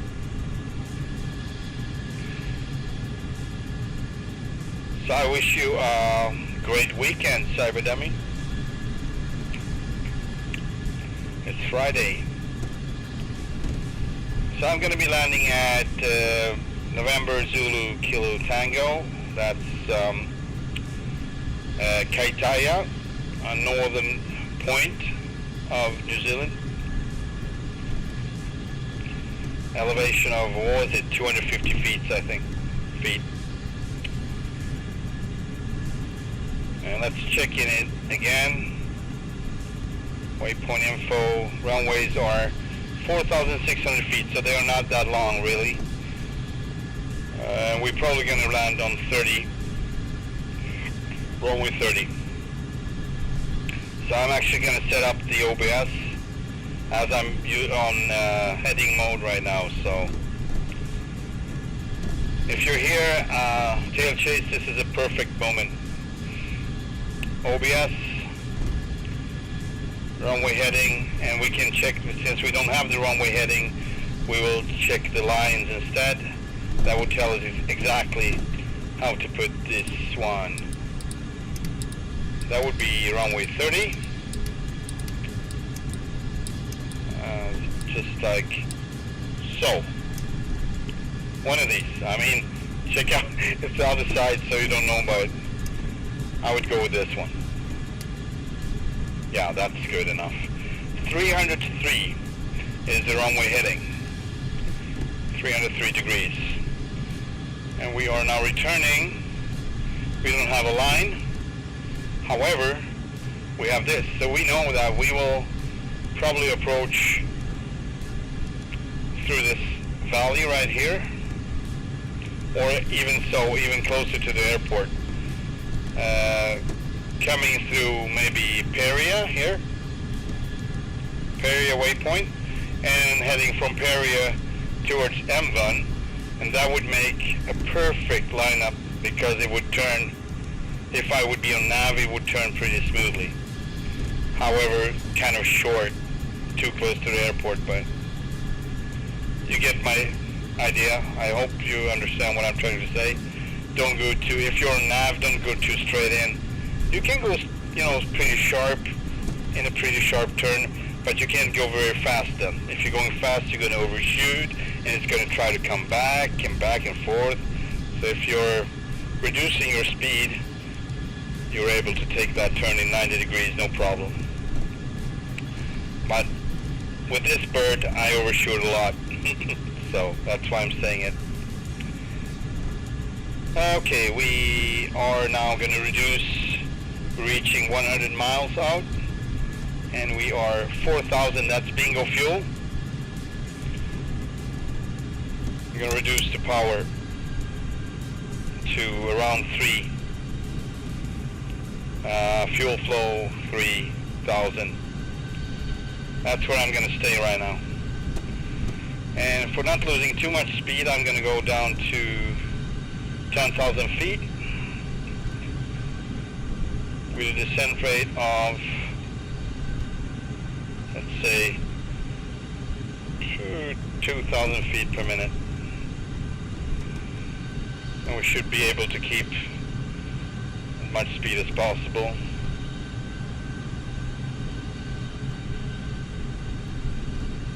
Bingo fuel. Master caution. Cheers to you too. Cyber dummy. Oh, tail chase, you have to work this weekend, man. That's, oh. So you're working tomorrow, I guess, and you have to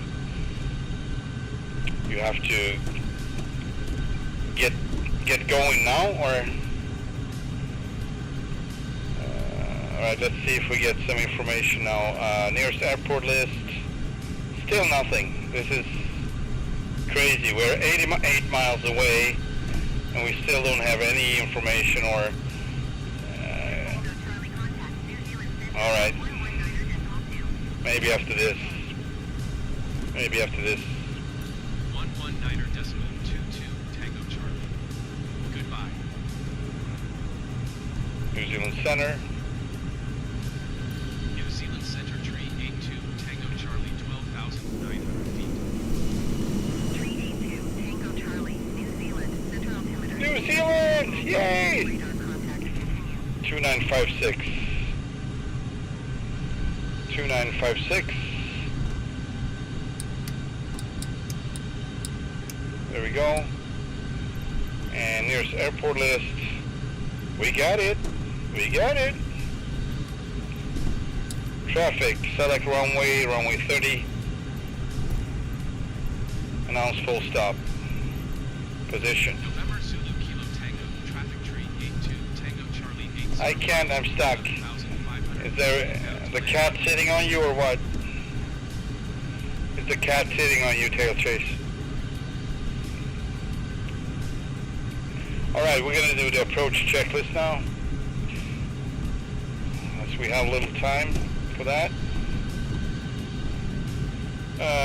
Spoilers and brakes, both armed. There we go. Hydraulic isolation, takeoff and landing. ATIS, we don't have any, so we check that. Altimeter is set. Display mode is landing, and ILS is off. There we go. So no frequency. Fuel state 3,600. Approach checklist complete. We got the landing checklist prepared.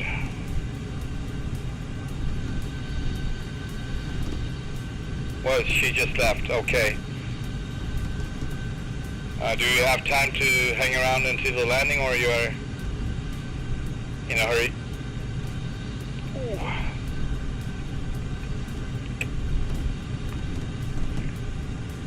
Stick around. It's 5 more minutes.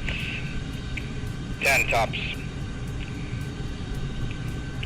We're 64 miles away, and our speed is 558 knots. You do the math. Our airspeed now,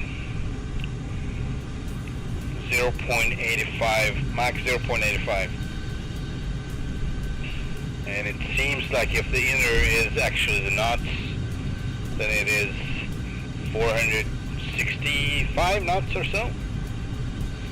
It's our airspeed, which makes sense, actually.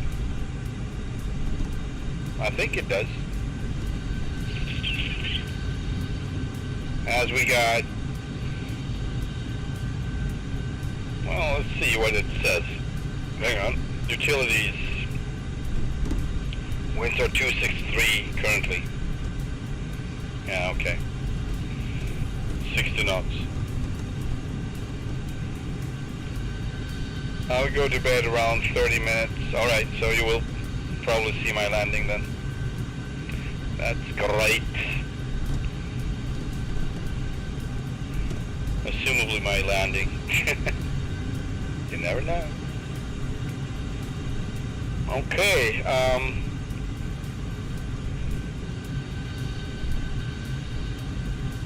the fuel state is a little bit disconcerting.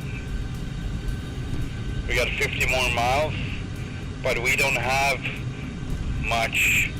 I'd say one go around the tops, and well, it actually looks like there's going to be good visibility, so I think we're good.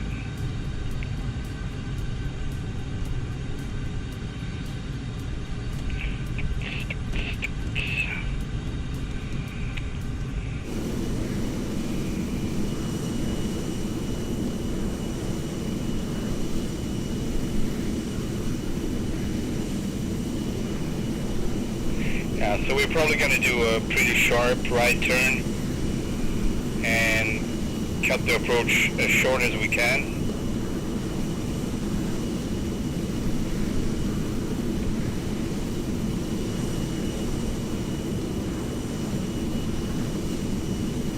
Are you? What is a you? What is a me? What is a you, Wolfgang?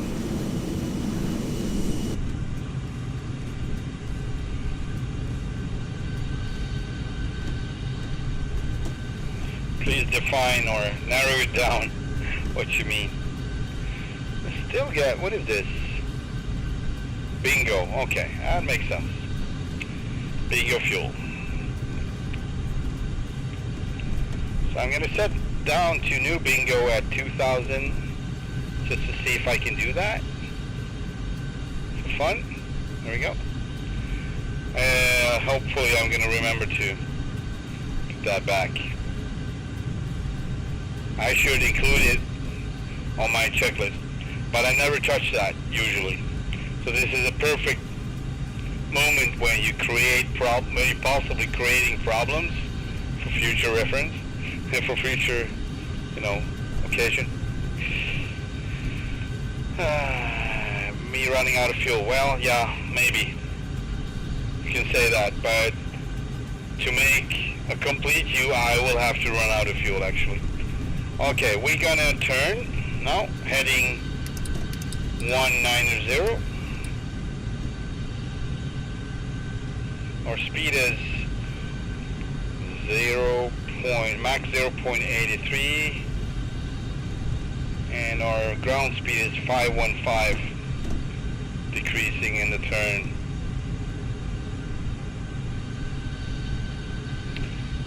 Okay, turning to 200. And descending to 6,500 feet.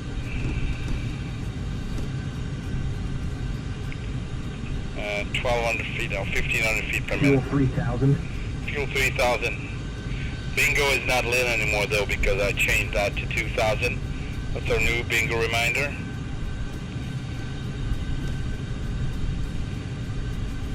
And we're only 26 miles out now. The coast of New Zealand. Never been flying on New Zealand. It's a premiere. It is possible I did a short flight. Yes, I did a short flight once, years and years ago. I think it was with a Cessna, I'm not sure. I just wanted to check it out. So yes, I've been on New Zealand once, not with a Tomcat though. And man, this is going to be splendid. This is going to be fabulous.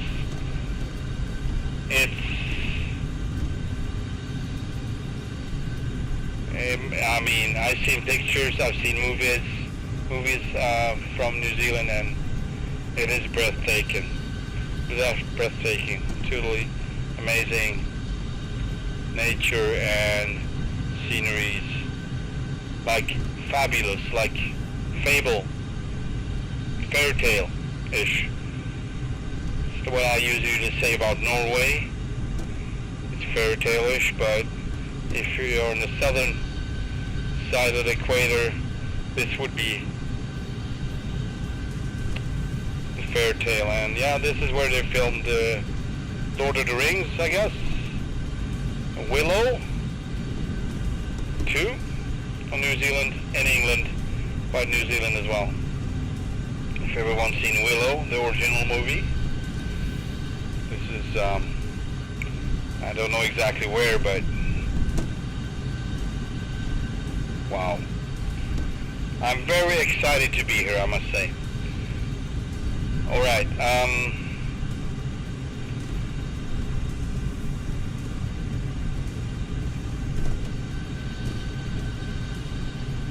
so I'm going to be zooming in this so I have the reference,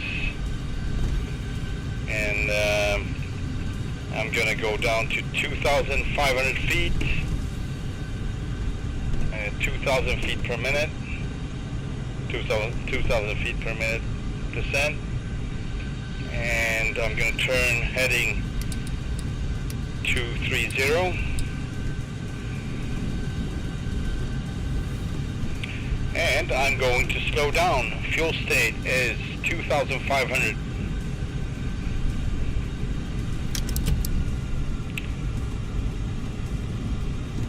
See if we can locate the airport. I see maybe the airport, I'm not sure. But I don't have to stress out about it because I just have to follow the line. Alright, I'm hitting the speed brakes now. Gears coming out.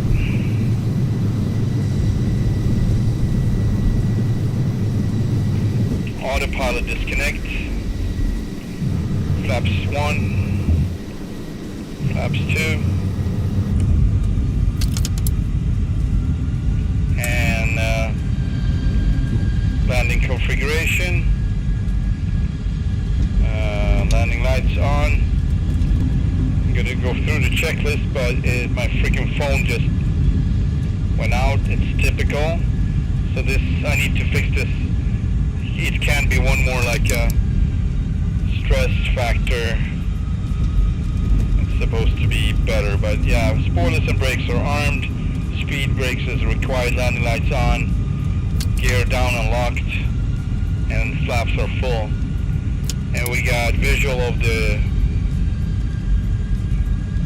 landing on the runway. Sorry.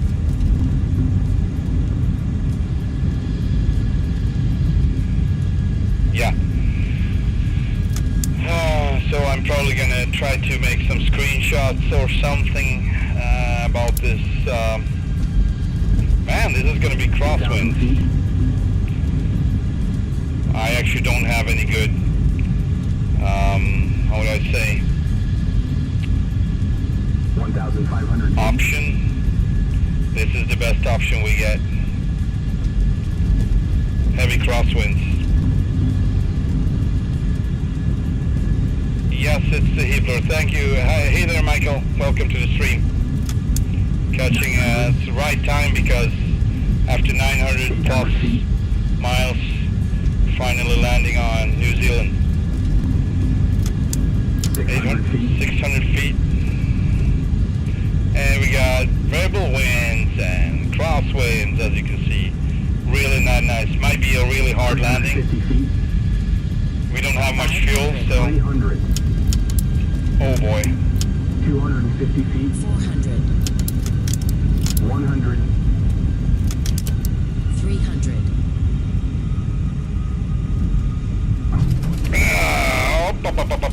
No, you won't. No, you won't. You would not. I have like full left aileron and full right rudder. This was intense. I think it was the most intense landing yet with this on this tour. Oh boy. Alright, cleaning up. Steering wheel is active. Nose wheel steering is active. Man, I'm a little shooken up. Flaps are up. Sweeping the wings overswept. Strobe lights off. Landing. On to takeoff. And spoilers off. Yeah. So let's fuel her up and get going, I guess. By the way, speed brakes are verified in.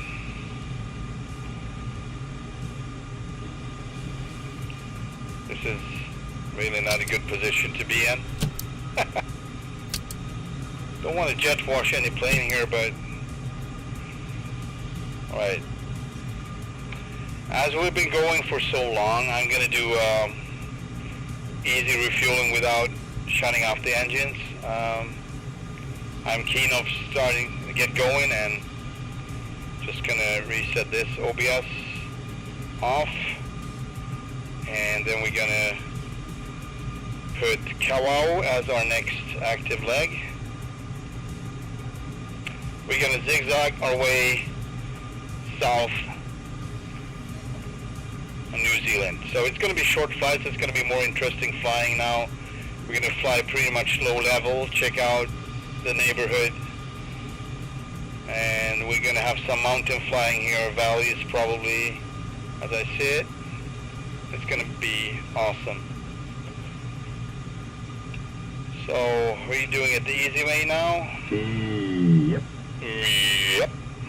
And let's get going.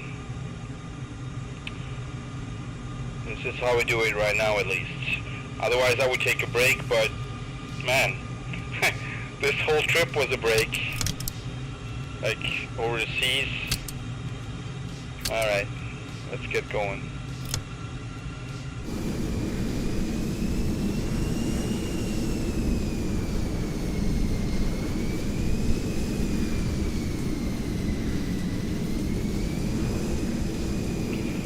Our takeoff is going to be super ugly, I'm sure. Man, where are you going?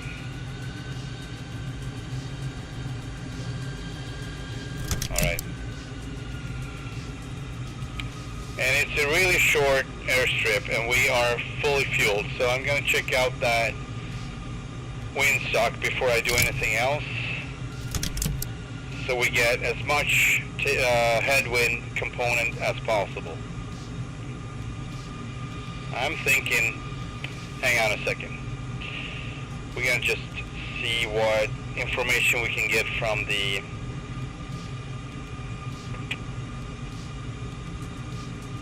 so what if we would take runway 36? Can we get any information about 36? No? It seems a lot shorter though, or is it? It seems shorter. But with a headwind, as you can see, it's pretty hard. So I think runway 18 would be smarter. So let's taxi away, let's taxi and check it out, because that would help us take off even if the runway is shorter. And we would, you know, it would be a struggle to take off in this. It's doable, probably, but I want to check out the other option. All right, you're going for 18 right now, and straight out, whatever. November Zulu Kilo Tango traffic tree 82 Tango Charlie, taking off runway 18, departing straight out.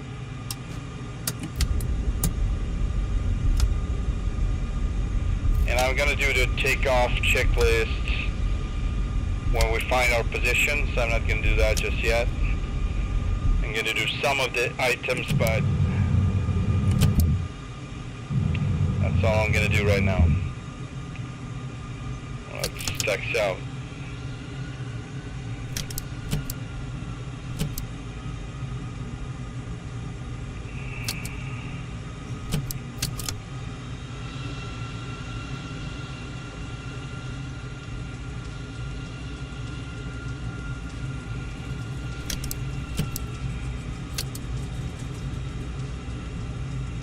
Man, the winds are really abusive.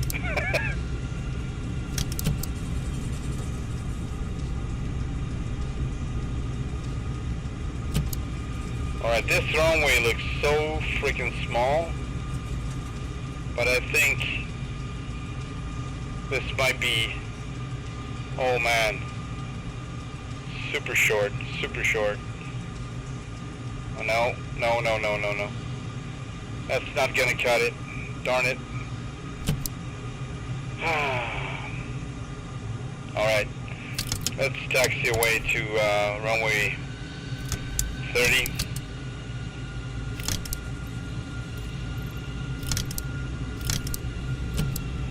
And hope for the best. Alright, tail chase. Appreciate it, I appreciate it. Departing, I guess we're going east. November Zulu Kilo Tango traffic tree 82 Tango Charlie. And we're gonna work with the wind as, you know. I'm gonna position myself far to the right, as the nose will point to the left. I'm gonna use every freaking inch. I actually want to go up on the grass here. I'm gonna do that. I'm gonna use the freaking threshold here.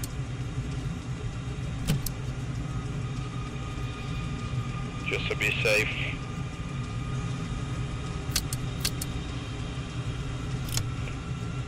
It can make that little difference, you never know.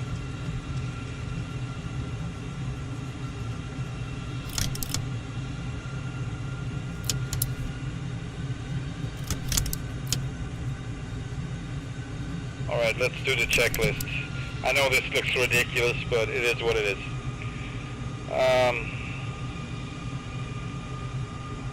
Okay.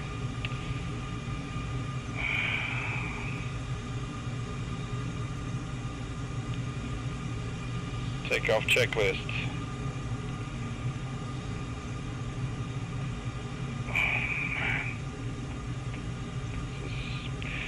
Right, strobe lights on, landing lights on, radar altitude on, wing sweep, master reset, yes, fully out. Spoilers on this one, alright, is armed. Flaps is required full. Takeoff trim.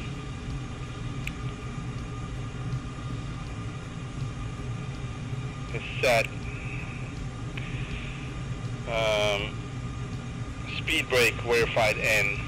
Verified in. Alright, here we go.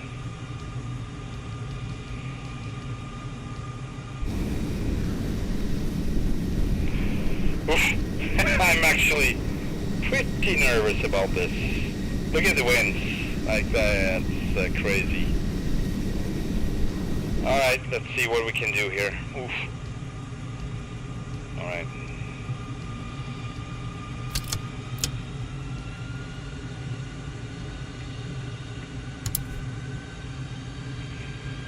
I don't know how long runway I need. I have this, so I would be fine if the winds were correct, but I'm mostly worried about the winds. The runway length is not a big deal. I've done it before, but we get afterburner and here we go.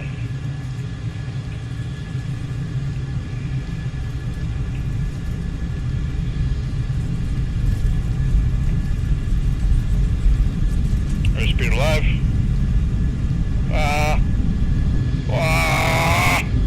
Damn it, that was a wing. That was a wing strike. That was definitely a wing strike. I did too much input and I could actually feel it. That was the left wing was actually striking the runway. Like bam. Yep. 19,000. So yeah, I would probably going for landing on runway 18. We're not gonna do that, but I'm gonna do an approach like I would and see how it feels. Man, I stroked. That was a definite wing strike. I did too much input to the left, too much correction, and at some point there was nothing coming. Like it was a short period of time there was no winds, like or weak winds, and I messed up pretty bad. I got no references. I got no visual. Yep. That's what I do. I mess up. Alright.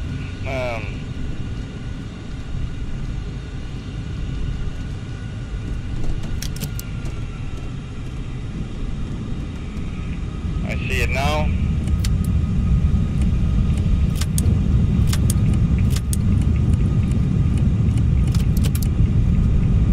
Full flaps, gears out. Terrain. Watch the sync rate. We are Terrain. freakishly fast. Warning. Terrain. Warning. Terrain. Yeah, it would be hard to land on this one. 250. Check this out, this is crazy. 350. 300 feet. Yeah, it would be really hard to land on this one as well. I'm like drifting. Crazy. Alright.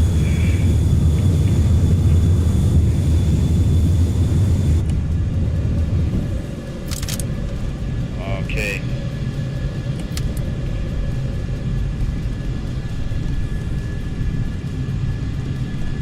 I'm gonna 18,000. put the monitor on landing now, because we're gonna get there in a minute anyway.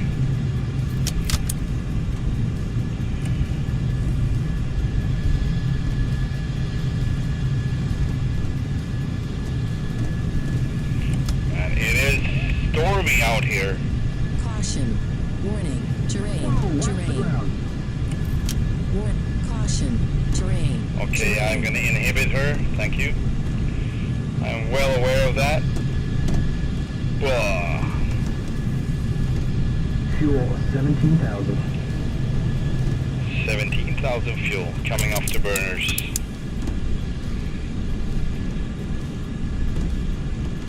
This is not a smooth flight, that's for sure. It's like a roller coaster in bad shape. I feel sick.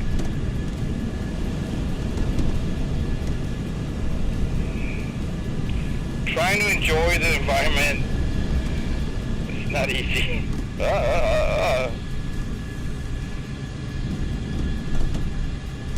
It is beautiful out here. It is really beautiful. I can't enjoy it right now. I'm just fearing my next landing. If it's possible, we're just gonna take it easy with the landings right now, because if we don't have the necessities, or if we don't need to land, we don't need to land. And if it's more dangerous than safe, then we won't land, as long as we got fuel. Over here I had to land, because I was almost out of fuel.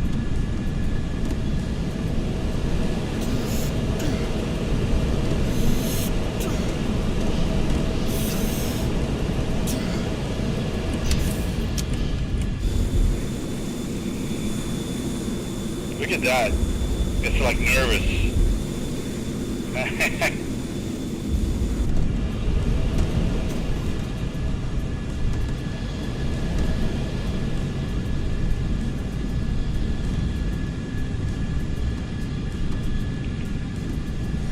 Let's see. Long one. 2,500. I thought it was 4,000 something feet, actually. That was the information I got from the Garmin, at least. The shore one didn't. There was actually no information about it. Where did you get that info, Chase? If you're still around?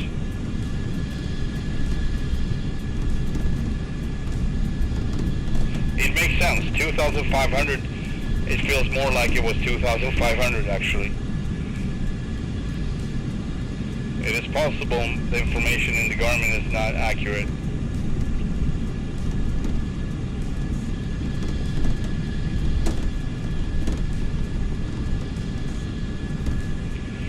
$4,600 feet. That's runway 12 and 30. That's what I got here. Hard surfers, left traffic. But, you know. Fuel 16,000. 16,000. Let's go higher. This is kind of crazy.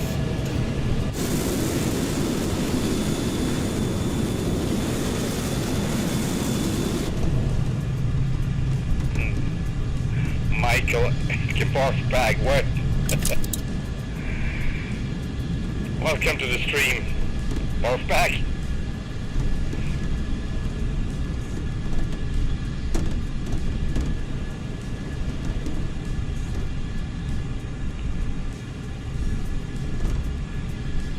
Define what's a barf bag.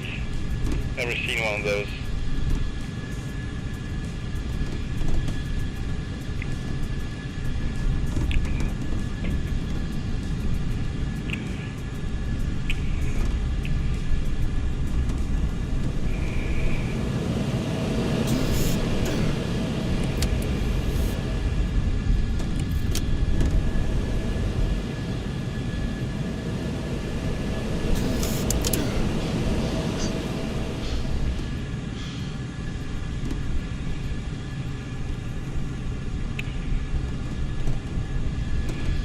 We got a helipad down here along the river. Kind of keen of checking that one out.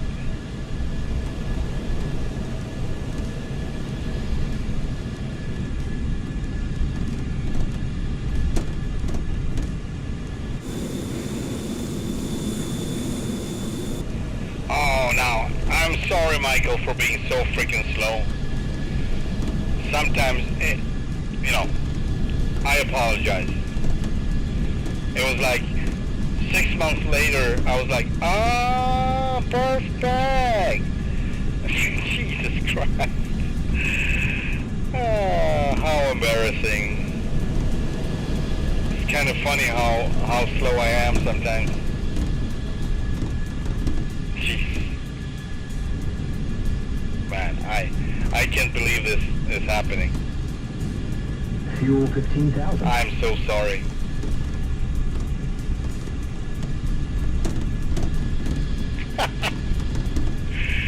This is the helipad, by the way. Right there.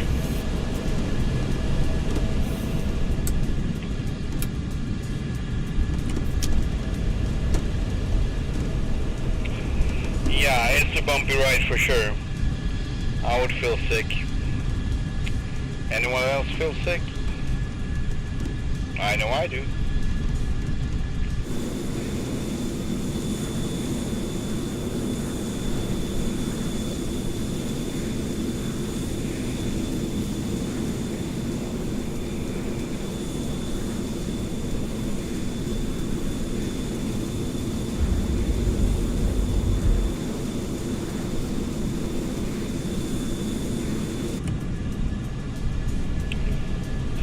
you doing, Michael?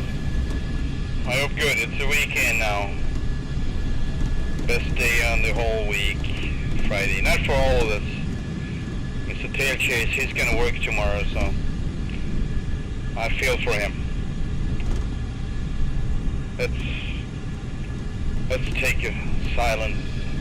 No, just kidding. Oh boy. Good. That's great. Me too.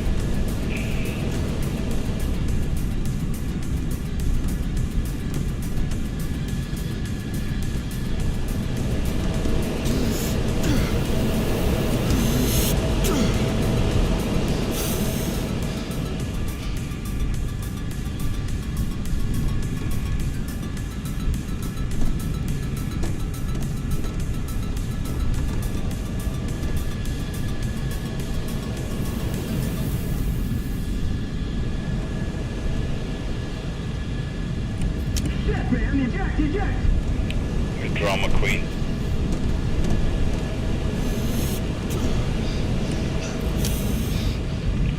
It's like his first time, like he's never been flying with me before. Lord. You okay? You want to talk about it, Chester? What's on your mind?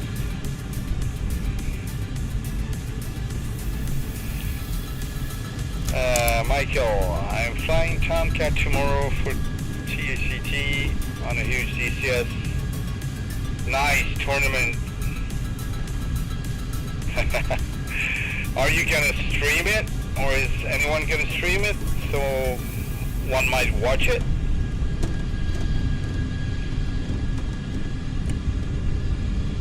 It is actually quite a few things I miss on this one from DCS. For one, the wing flex. We got no wing flex yet, at least.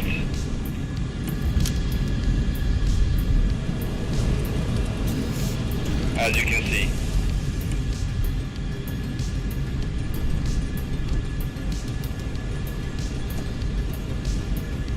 But it's good to hear Chester freak out on and off. It brings me back. Bring back the memories. Yeah, big time stream, multiple channels. Cool. So are you streaming on YouTube? Or somewhere else? 14,000. 14,000?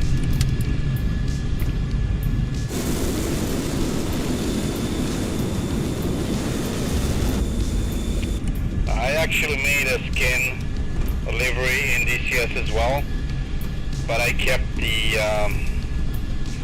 VF-84 Jolly Rogers.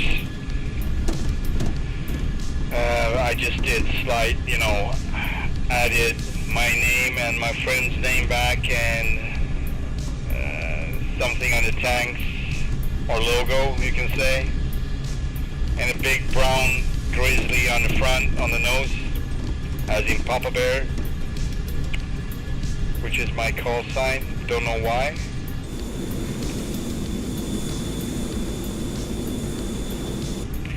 Maybe I was flying with the Russian bears, who knows?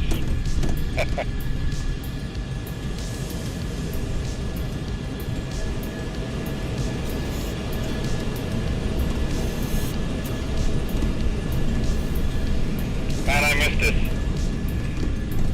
Flying over the ocean for hours and hours. That's a drag.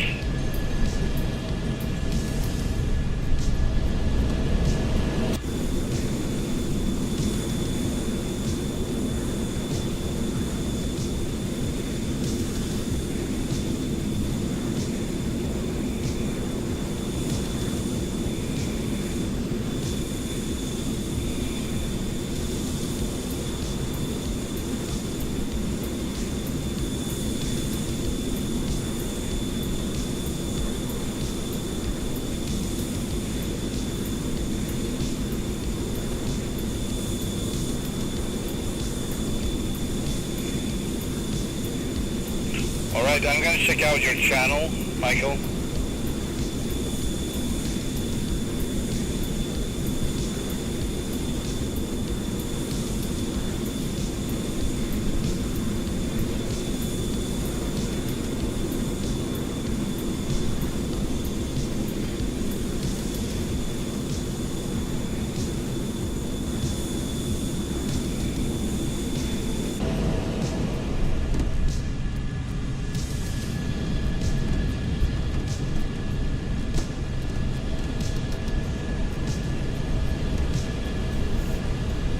Yeah, thanks.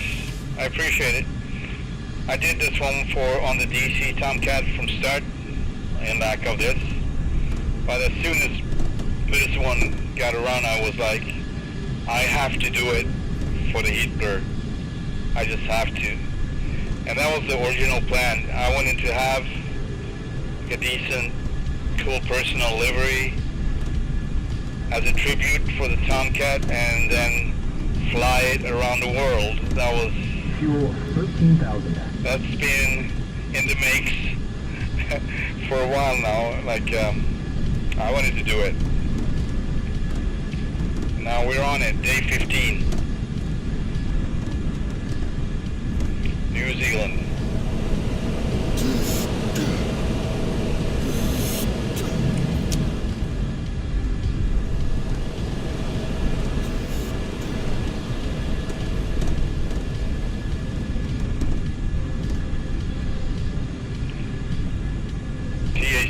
Okay, got it, thanks. I will check it out.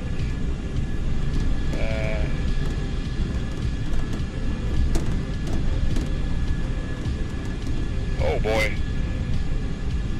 Ah, gotta love this. Freaking lagging or the stuttering. At least it doesn't do it. Ah, it's because of this airport. Go figure. It is something about Microsoft. Every time you get close to an airport and it thinks you're going to land on it, it's going to start stutter, like freakishly stuttering. Every time. And not every time, but plenty of times, I would say.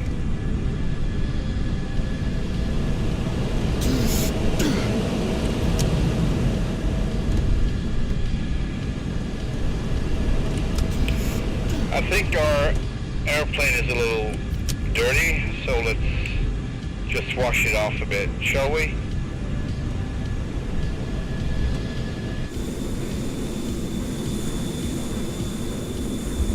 Ah, how refreshing.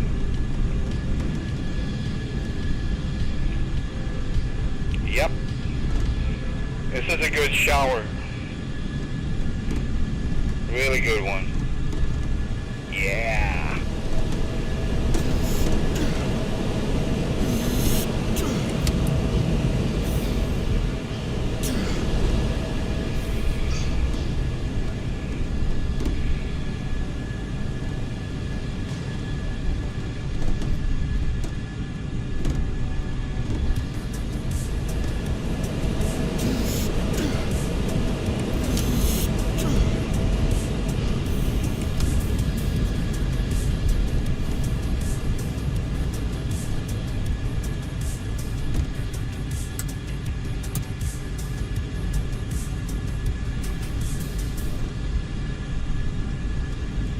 I don't know where we are. I kind of want to know it. Auckland?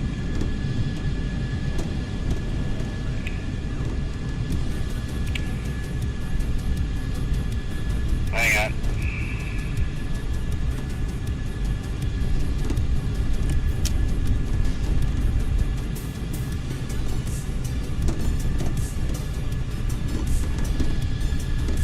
Oh boy.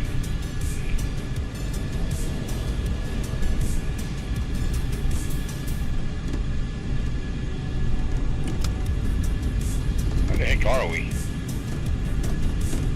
Oh, it's up here probably. It's Auckland. It is Auckland. That was just a wild guess. I don't know New Zealand. I don't know the geography. I don't know the cities. I don't know anything, really. And yet I'm like, Auckland? That was kind of funny, but I would nail it. That's maybe the only city I've heard of. Fuel 12,000. 12,000 fuel. Thank you very much, Jester.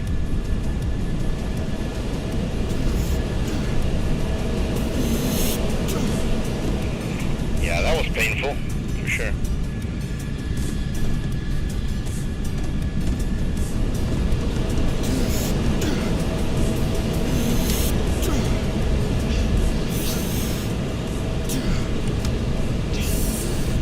Not only the city, but we got freaking awesome clouds up here. Let's do this. Burners on. Let's play around a little bit, shall we? Yes, we shall.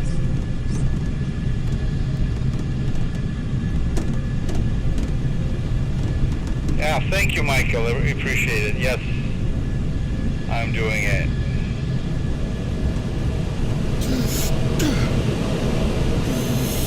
Fuel 11,000.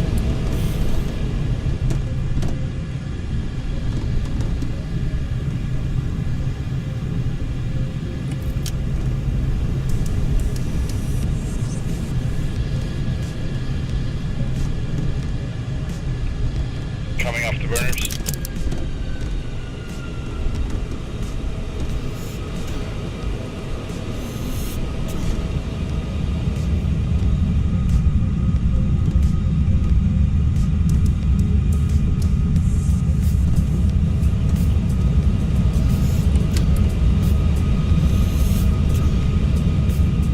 Yeah, I'm always out of batteries on my headset. Gonna have to connect them. Hang on a sec.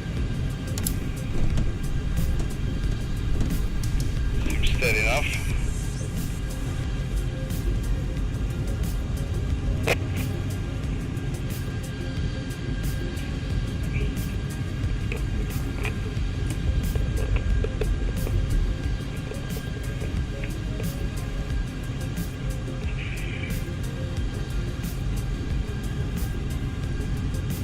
There we go.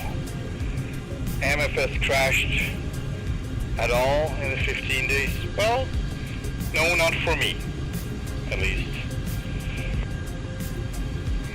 Maybe once,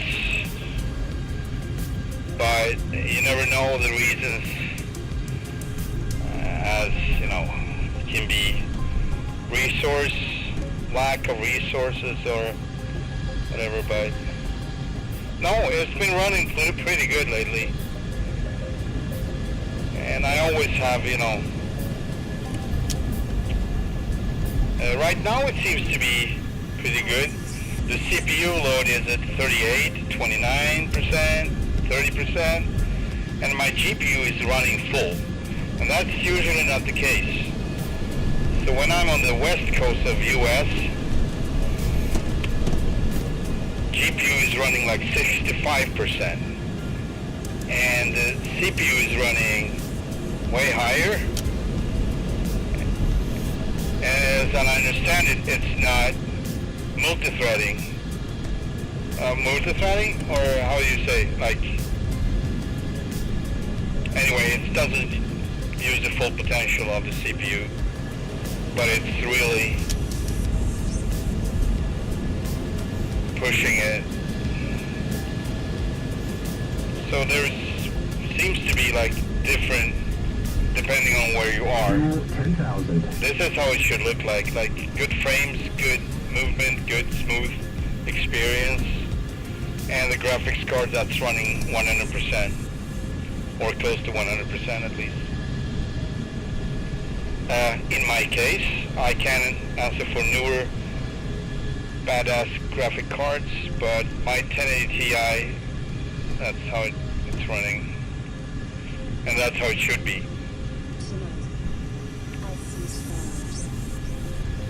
Okay, I actually lost NZAA, so Zulu Alpha Alpha, that's on our right. I have no information, so let's get that, maybe from here.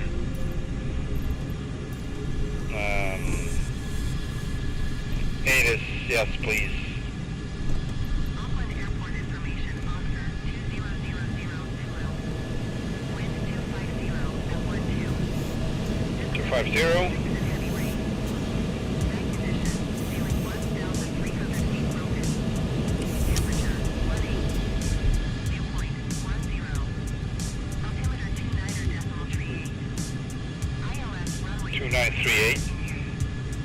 landing and departing runway 23 left.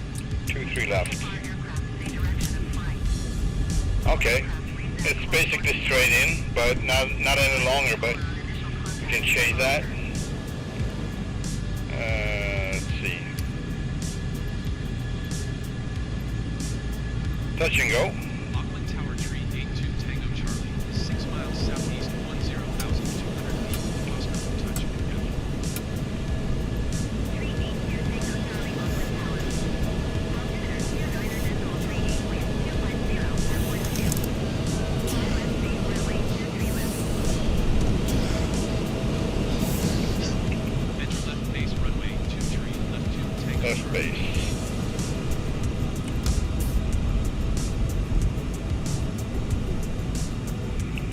Alright, let's see.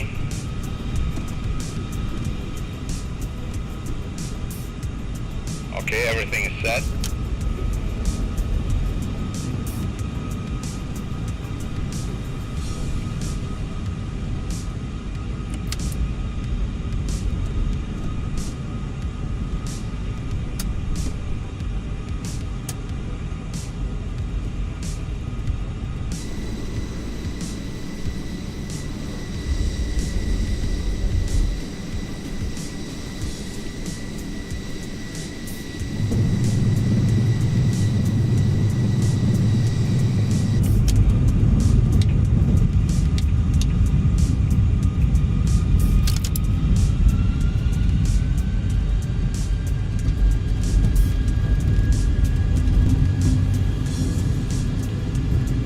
Boards are in.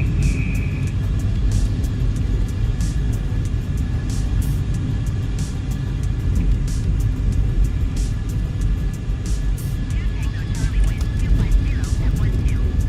Clear touch until left traffic runway 23 left. Touch and go left traffic. Cleared for touch and go runway 23 Auckland left Airport 2 Tango information, Charlie. Oscar 2000 Well, what did I do now? Hang on. 250 at 12. There we go.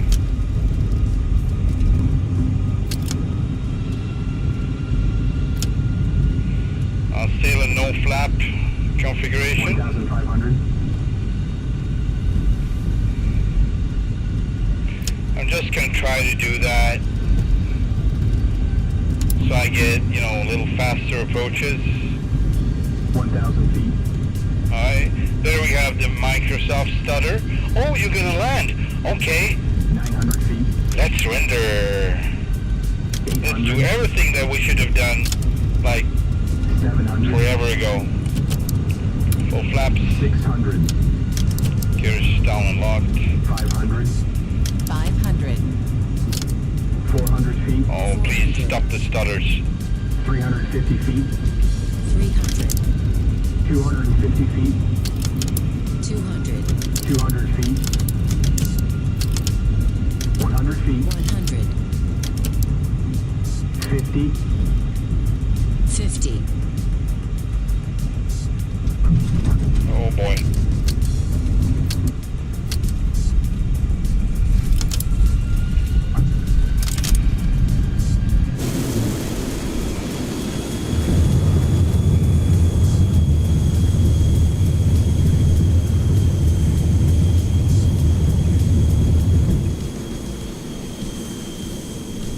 Fuel 9,000.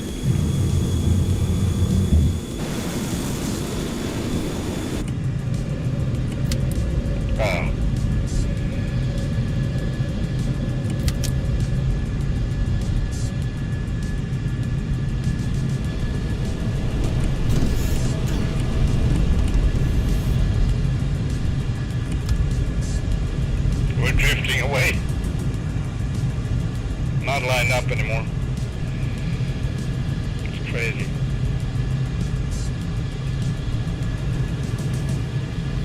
Fuel 8,000.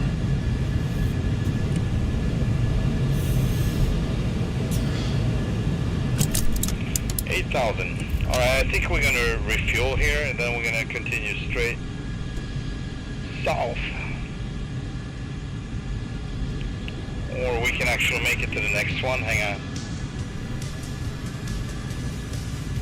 Nah, we refuel. Yeah.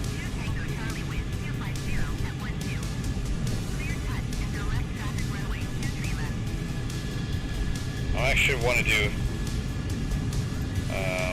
Clear touch Tango runway 23 left 2 Tango Charlie.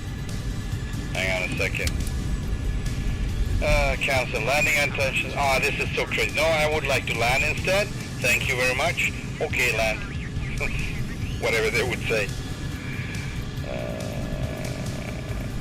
This is so unnecessary. Full stop landing. Tower tree 82 Tango Charlie is 8 miles east of 10,100 feet across Florida.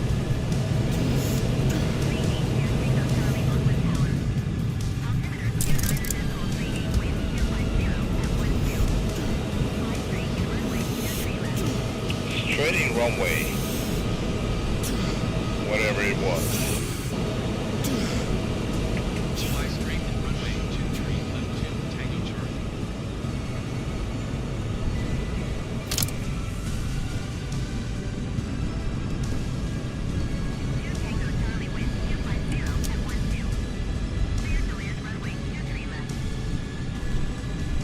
Clear to land. Runway 23 left.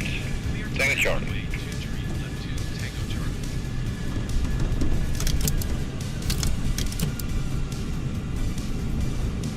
Board's coming out.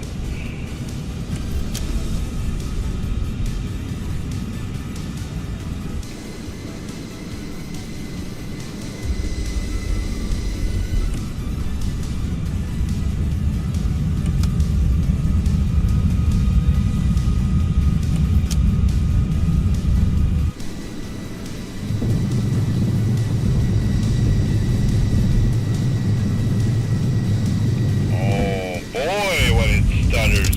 Stutters. 500, 400. Landing lights on. Gear down, unlocked.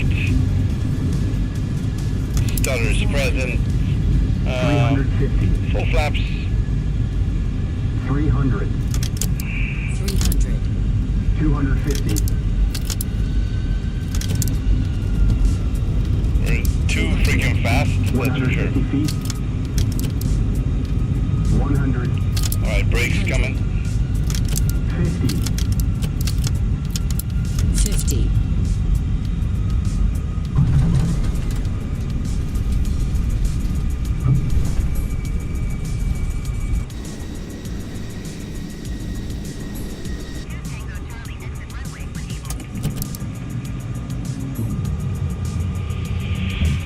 Yeah, that was pretty good, I think.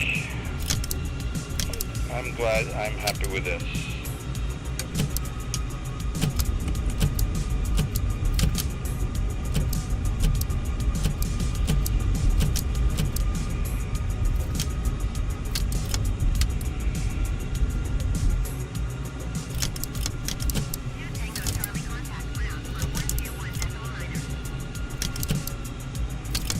One decimal liner.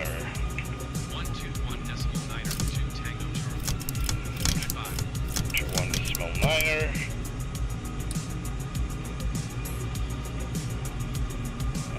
Parking. Well, Auckland Roundtree 82 Tango Charlie request taxi to parking. 382 Tango Charlie taxi to General Aviation Parking via taxiway Alpha 5 Alpha.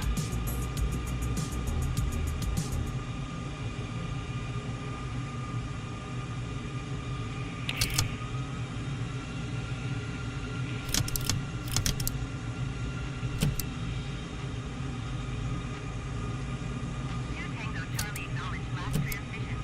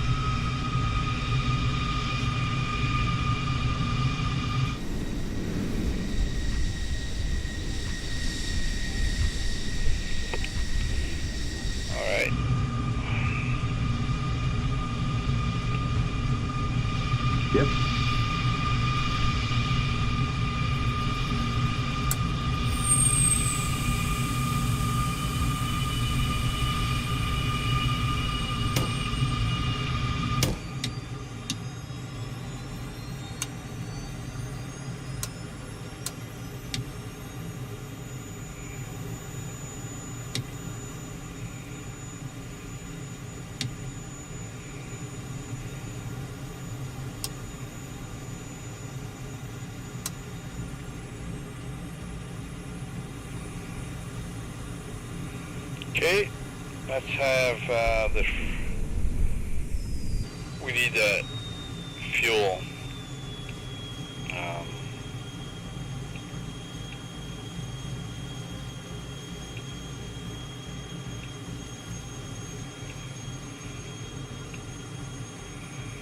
Roger that, we'll go.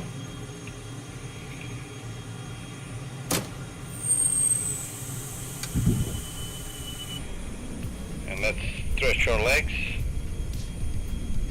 for a bit. And I will be back in a couple of minutes and we continue.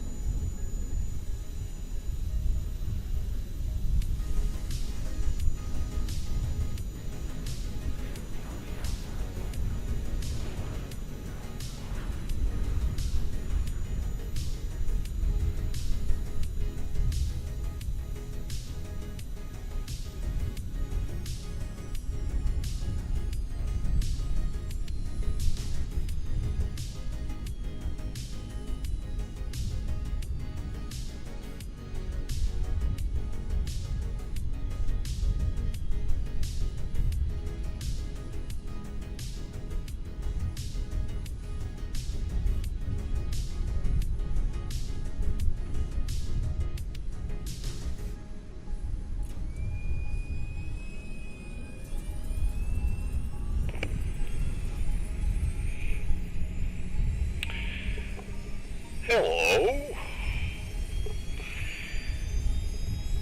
Let's do a little walk around, shall we? Yes, we shall.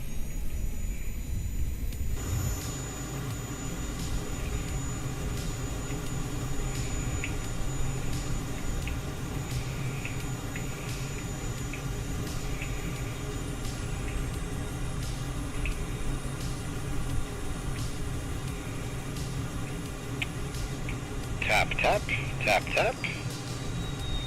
Tappity tap.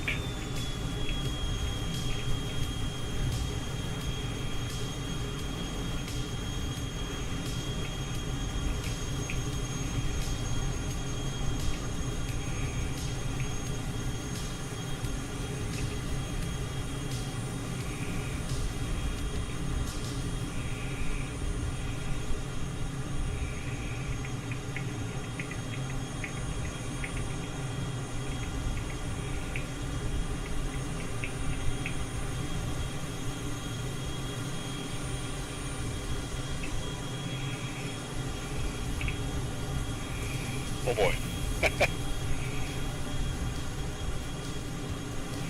Oh boy, hang on. Not easy. Doing some more tapping. Tap, tap. Tippity tap.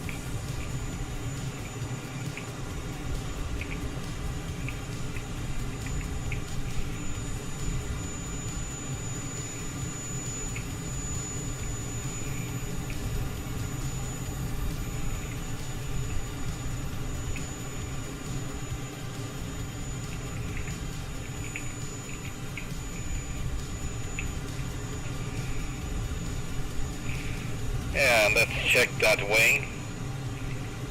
I guess it needs to have some more,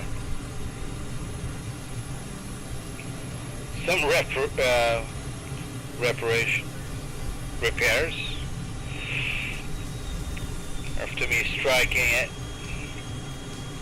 on that takeoff roll. Oh crap. This is so hard.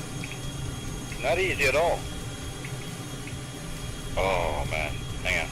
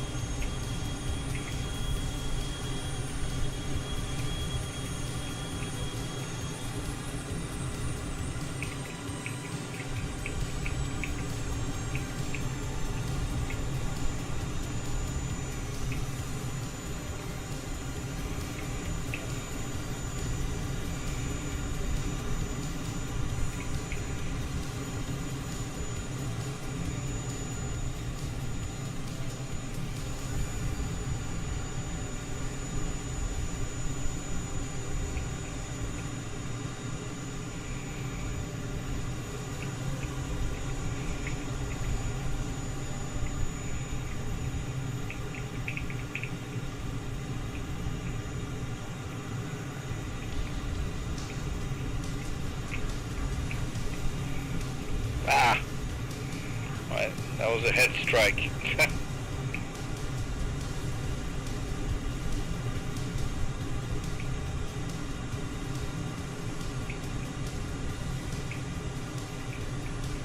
Hey, where's Jester, by the way? He's not around anymore. There must be a bug. He never leaves this place. It's not good. He usually stays put. That's the first time he's not there anymore. I'm gonna do my...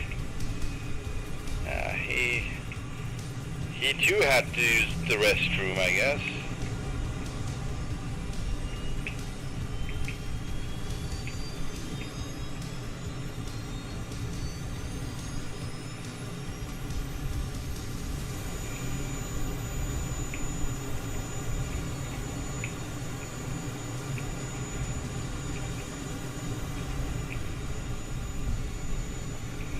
Well, everything seems to be in order, of course.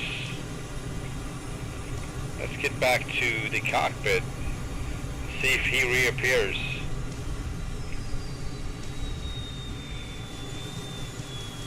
Oh, he's back too. Good. Cool. Cool, cool. Alright, let's run the procedures here. Not all of them, of course.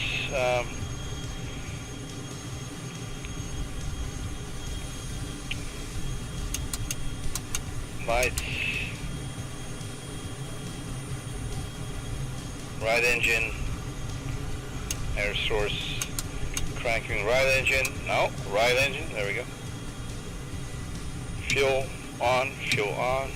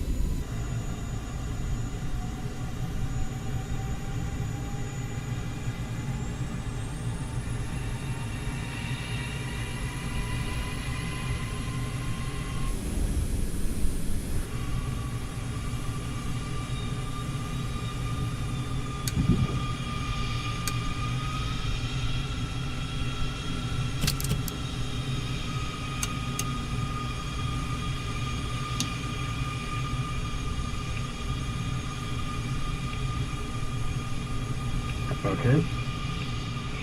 External power disconnected, shocks removed,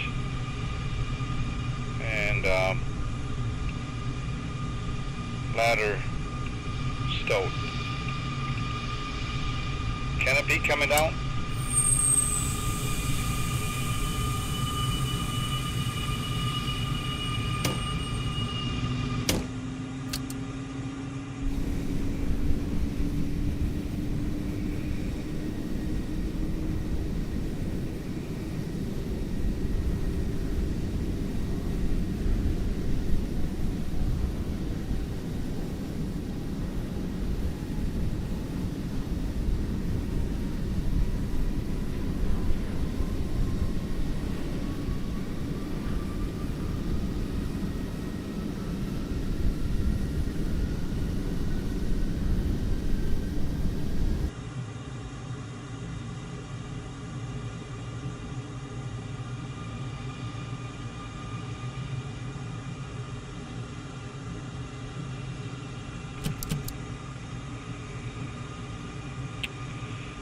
Right, engines are running.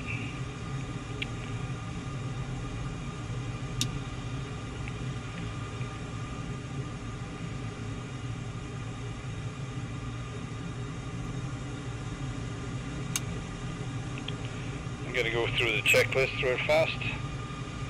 See, I got every item. So we got the startup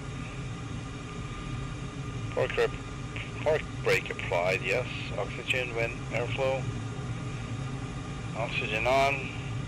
Ejection seat armed. I know it's armed. TAC and TR, never touched it.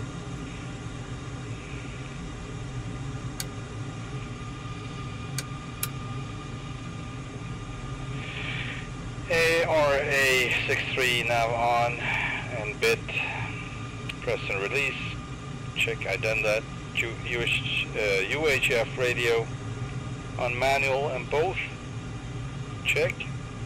AFCS switches on. Fuel levers and of course hydraulic isolation. Takeoff and landing position. Fuel trans on auto. Fuel dump verified off. Verified off. Inlet ramps auto. Master generators of course on. Position and taillights on. Canopy down and locked. Radar altitude gauge calibrated and off. Off. Gyro on. Display mode for takeoff. Check. Power displays all on. Steer CMR vector. Check. Windshield air switch on. Canopy defog on. That's going to run the master test now. External power unit disconnected. Wheel shocks removed. And INS alignment ready. Checklist complete. Taxi checklist. Let's check the ATIS. Ground services. No, but ATIS. Okay, we still got the ATIS running though. Wind 250 at 12. Visibility at 6. Heavy rain. Ceiling 1,300 feet broken. Temperature 18 dew point 10. Altimeter 2938. Yes. 23 left in use. Okay, got the ATIS. Altimeter set. Taxi clearance. Well, this is hard if I can get the taxi clearance. That's typical. It doesn't work. Alright. Parking brake release. Taxi checklist complete. Taxi lights on. Let's taxi out and see if we can reach tower. Hopefully we can.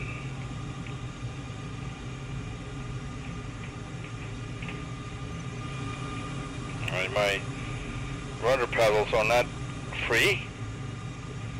Actually, now they are.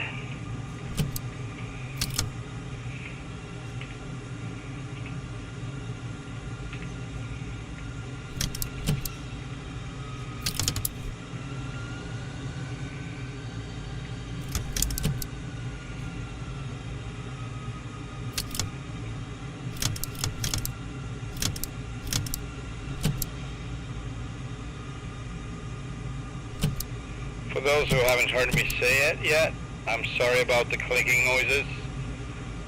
I can't do anything about them. There are no sound sliders that are connected with it. All I could do is bring all the other volumes up. It's very sharp, it's very annoying, it's too intense. I don't know where it's coming from. It's not in FS realistic. It might be, but I have no clue where it's connected. I have gone through it twice and couldn't find anything that would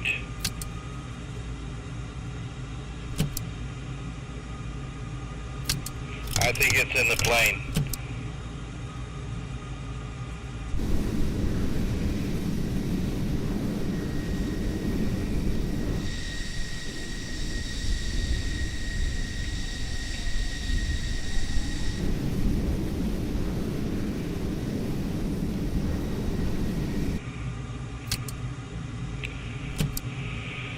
Okay, let's see what we got. 103 is our next heading.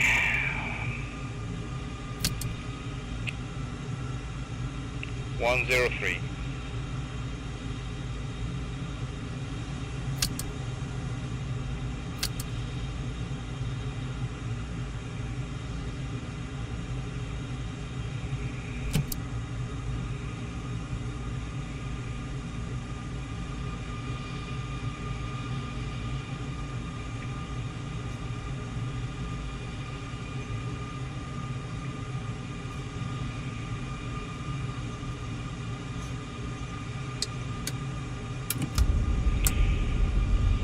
Gonna run the before takeoff checklist now.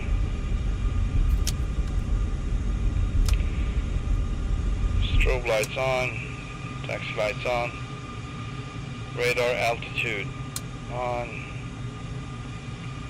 wing sweep master reset done, spoilers and brakes are set to armed, flaps full,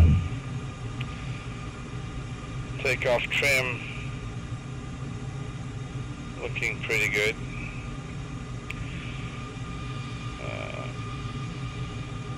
Speed brakes verified and yes, takeoff checklist complete. And we got plenty of wind for takeoff, so we're gonna get airborne pretty fast, I believe. Might actually reduce one step with the flaps. There we go. Okay, let's see if we can get, no, we can't get the tower, so we might, hang on, maybe I can go around it with this. There we go. Waypoint info, frequencies, clearance.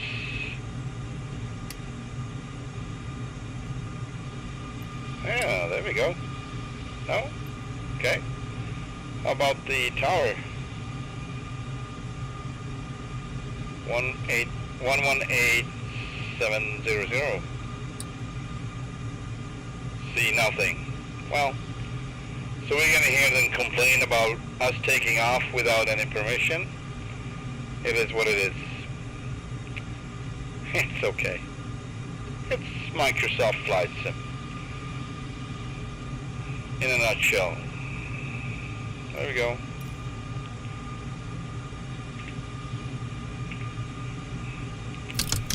Alright.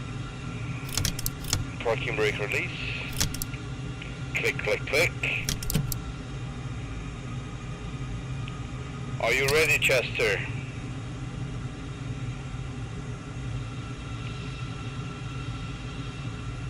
I hear you. You're never ready.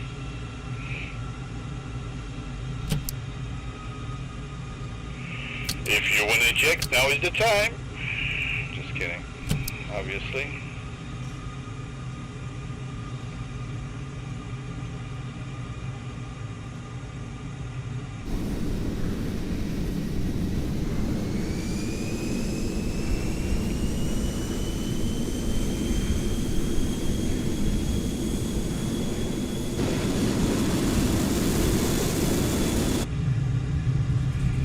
Off we go. Left rudder. Airspeed alive. 100 knots. Passing and rotate. There we go.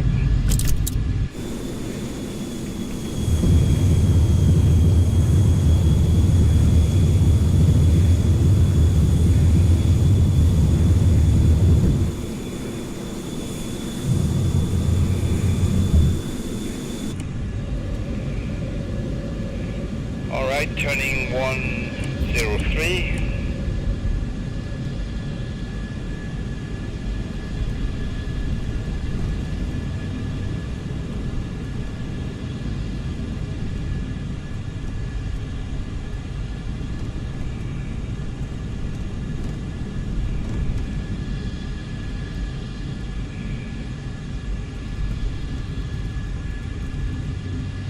Fish.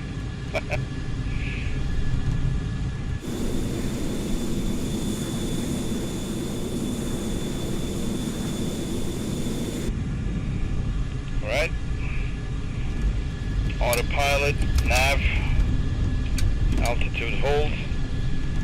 And I think we're going to go up to 10,000 for starters.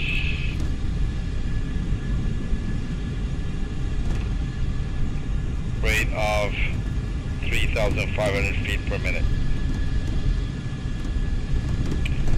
Go into cruise mode.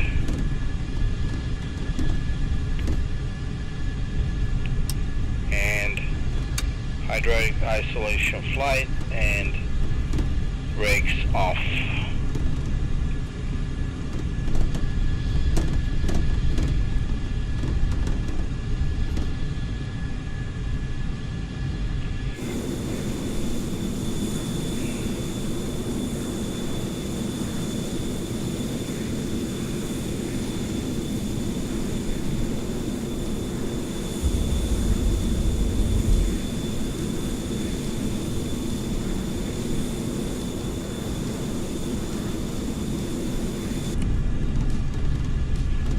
We are 154 miles out of the next waypoint. And I think I'm going to fly along the coastline here in a minute. Fuel 19,000. Yeah, let's do that in less than a minute, as in right now. Autopilot disconnect.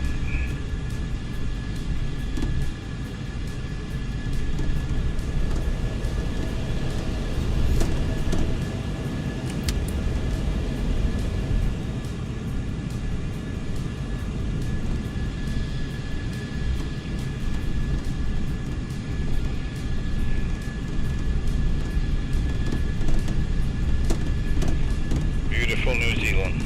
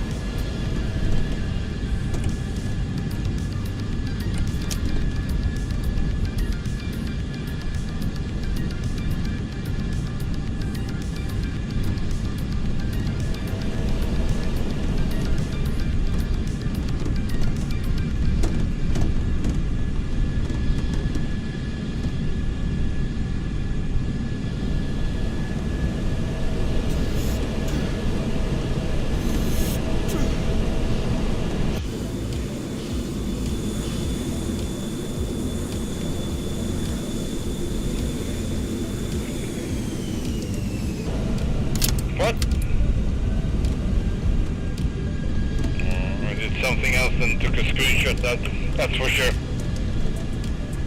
You don't want to have an engine failure on this altitude. Oh Lord.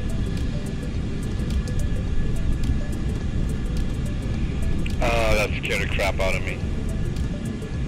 And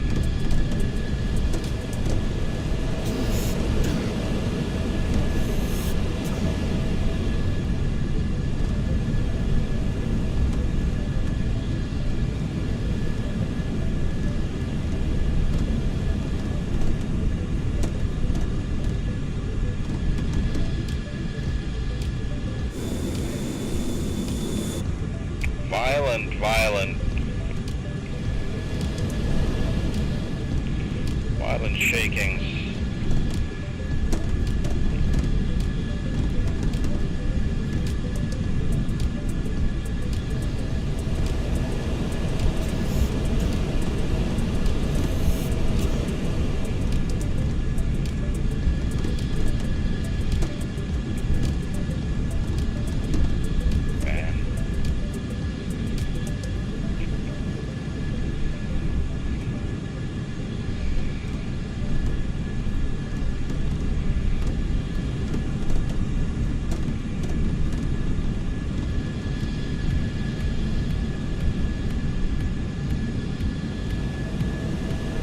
Nice.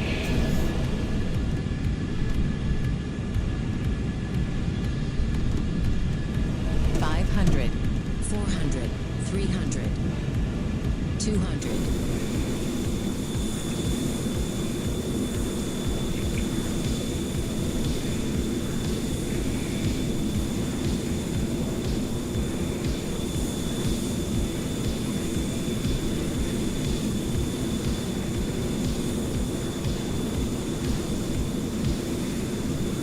Fuel 17,000.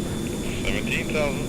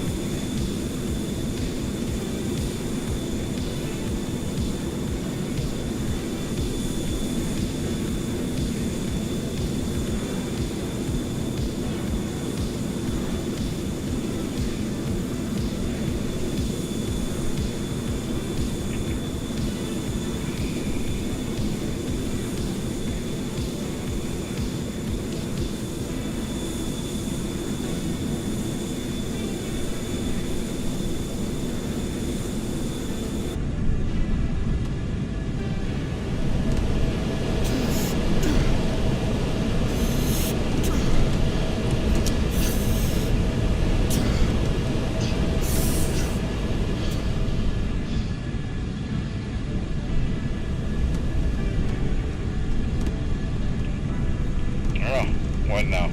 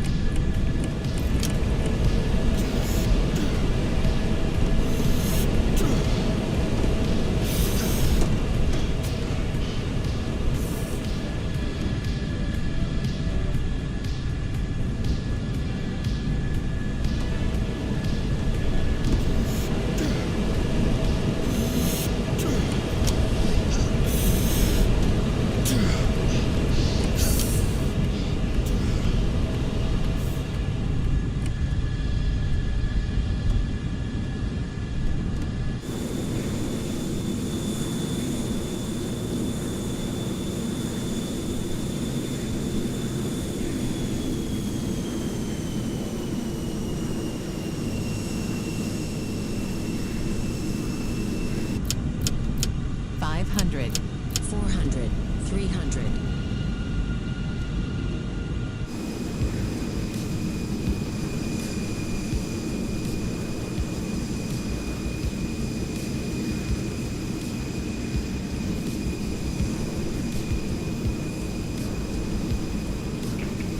$200.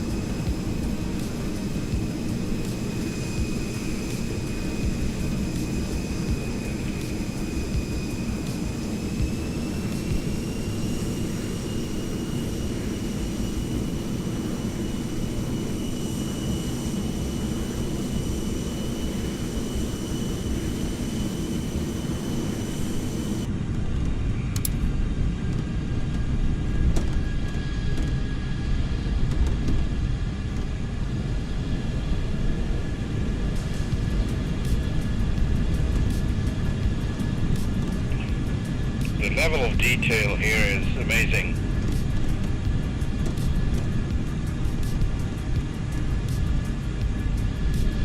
It's perfect.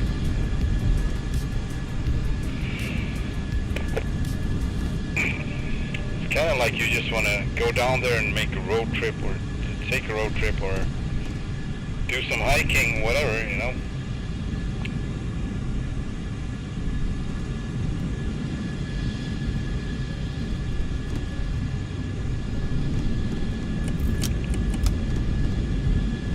Fuel 16,000. 16,000. We got 72 miles to go.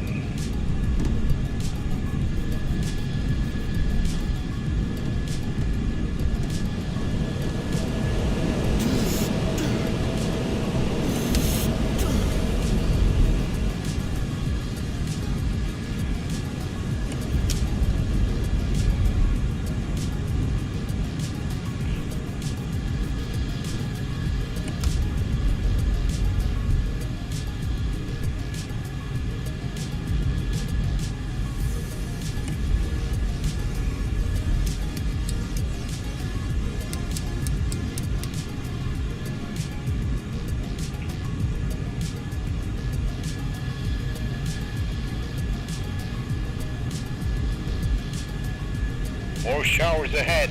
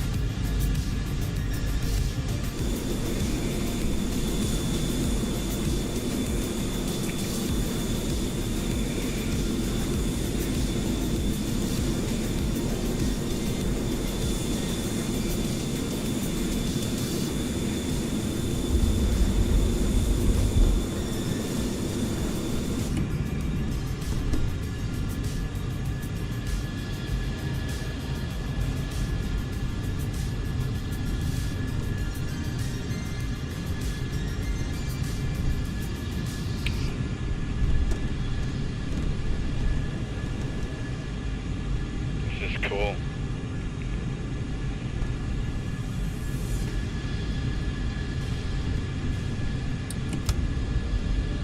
We got, it is for the next airport.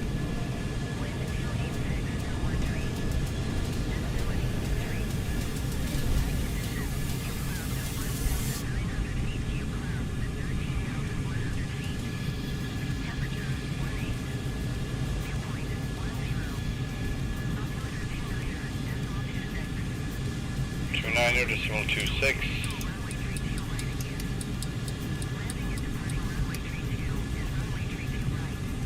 Runway 32. Alright, runway 32 it is. RNAV.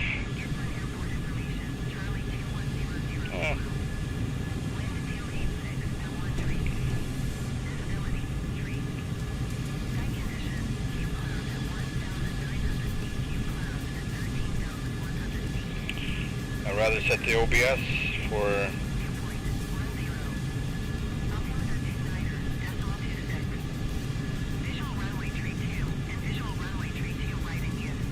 Fuel 14,000. 32.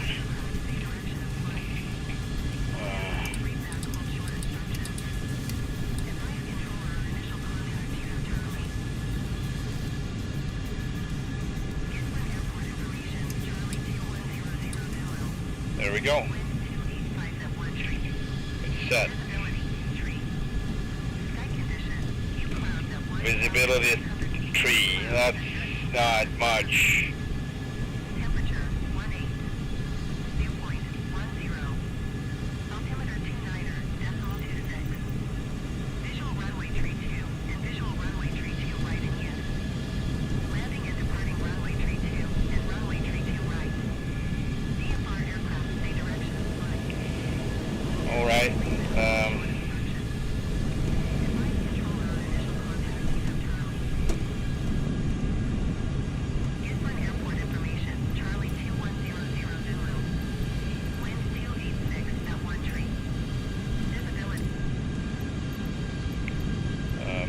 Stop landing. Gisborne Tower Tree 82 Tango Charlie is 46 miles northwest 8,500 feet of Charlie to land. Tree 82 Tango Charlie Gisborne Tower. Altimeter 29er.34, wind 286 at 1 tree. Fly left downwind, runway tree 2. Left downwind, okay. Enter left traffic runway tree 22 Tango Charlie. Eventually we're gonna do that. For now we're gonna enjoy this. This is freaking amazing.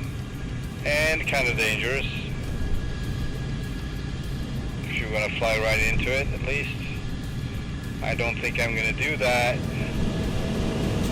Just a little bit. Whoa.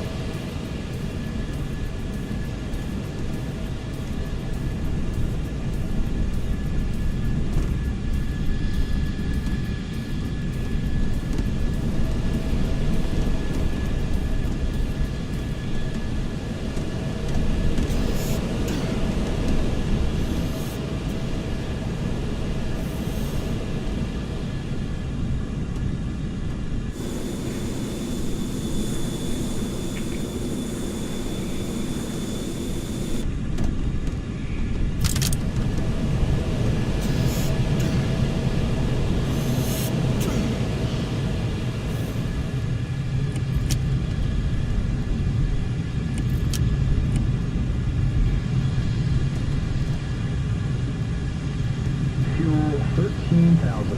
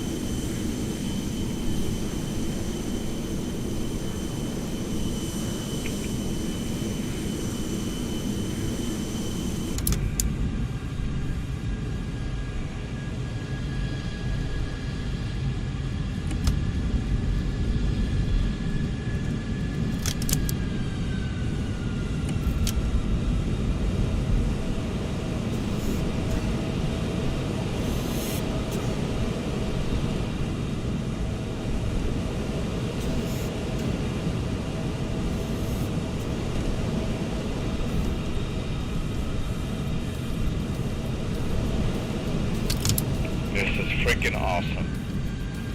Friggin'. Jesus. Nice.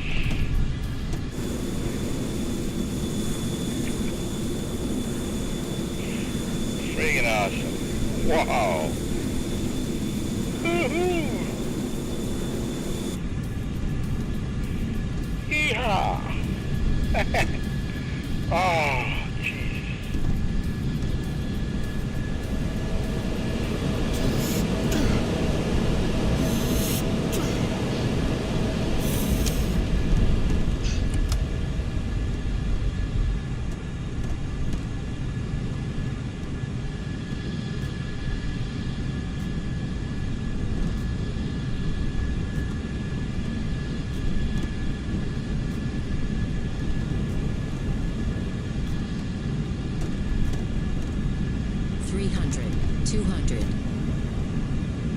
Yes, Louise, we are low. I know. 400, 200.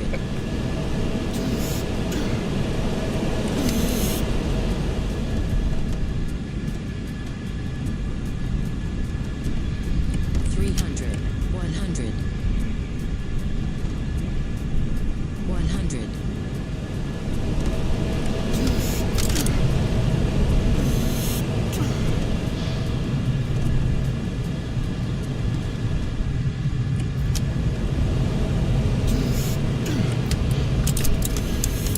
Fuel 12,000.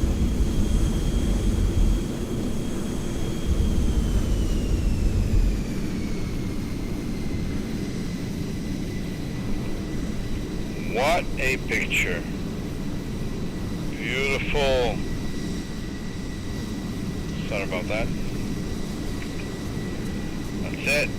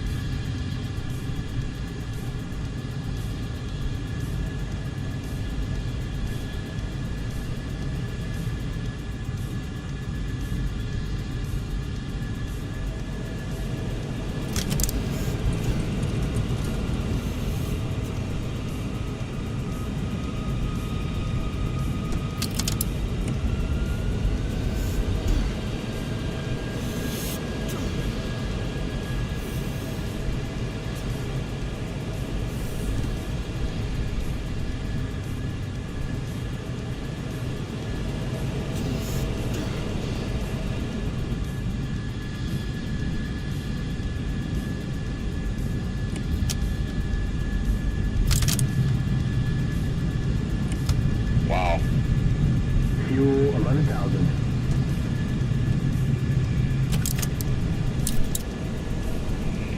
Fuel 11,000.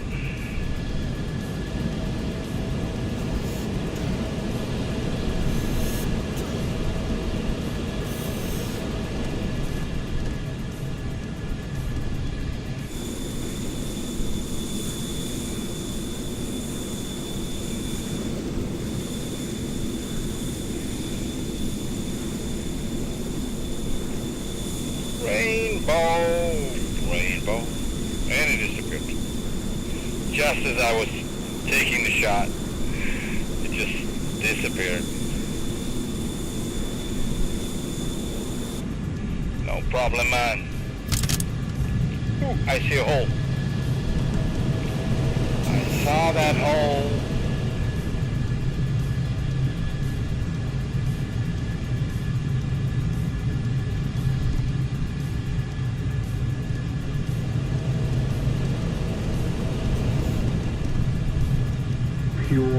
10,000. 10,000.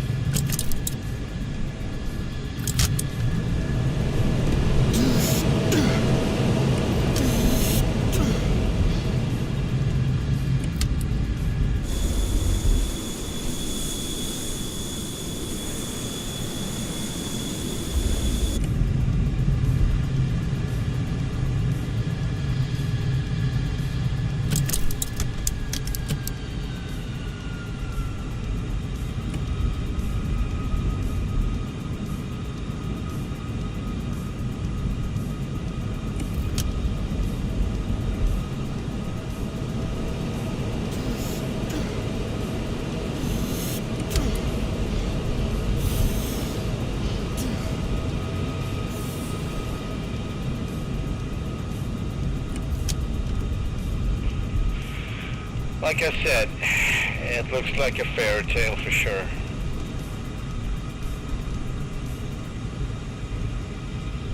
I'm kind of looking for Willow down there. Willow off good. Ignore the bird. Follow the river.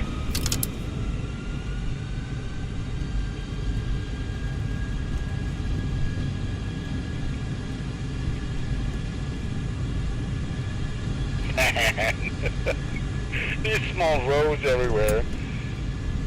Man, this is something else. And it's in the freaking simulator, so it must be even more breathtaking in real life. I can only imagine. What a beautiful country. What a beautiful country. Check this out. Another river. River! Ignore the bird. Follow the river. I can't help myself, I'm sorry.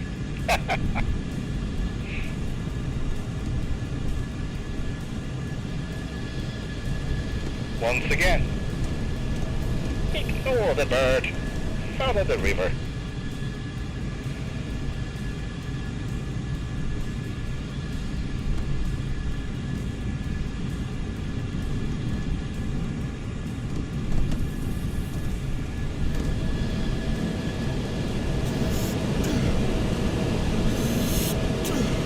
Fuel 9,000. 9,000.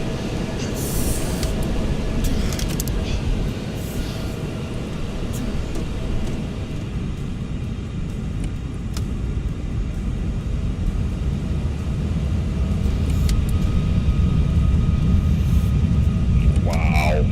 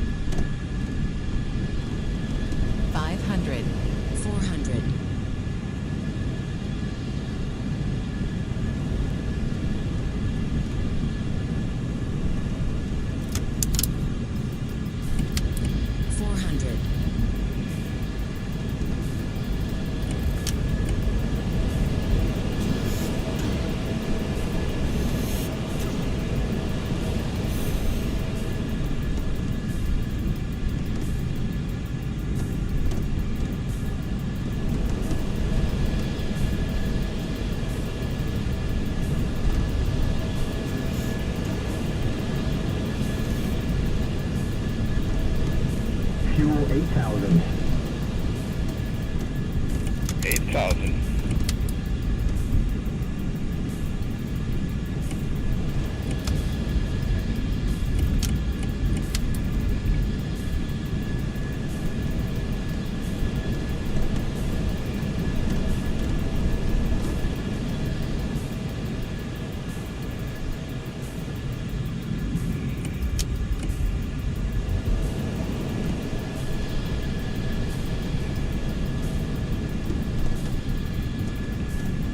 It is freaking breathtaking. Aye. Yeah. Aye.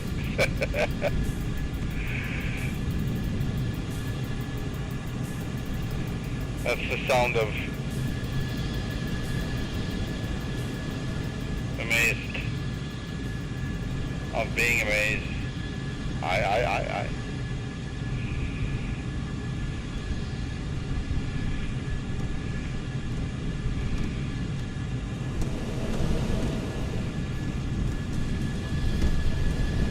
500, 400, 300, 200.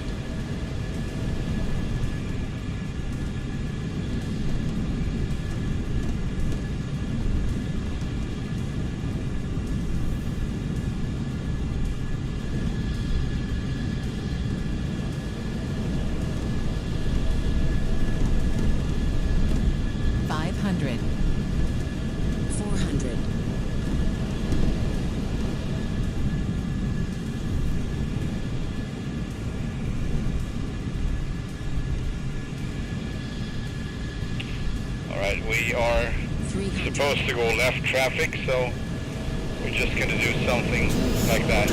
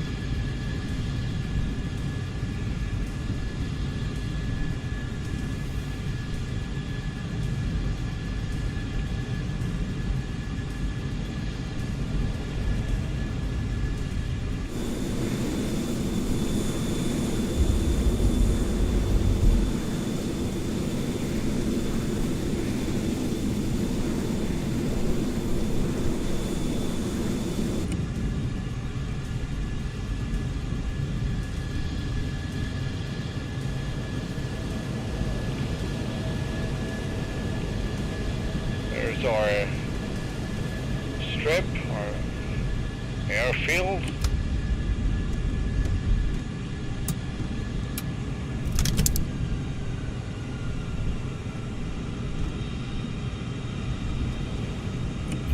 Alright, setting up for landing.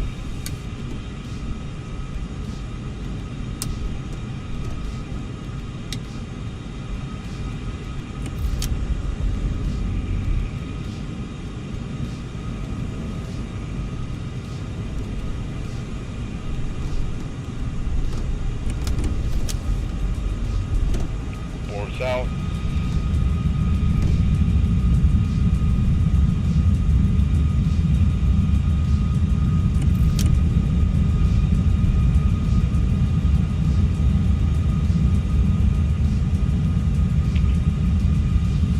Base to final. 2 Tango Charlie, wind 283 at 14.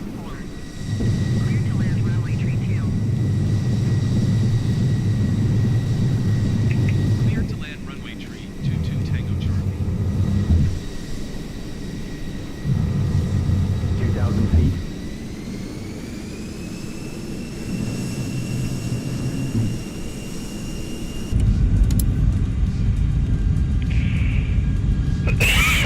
Oh, all right. Gears are down. Full flaps.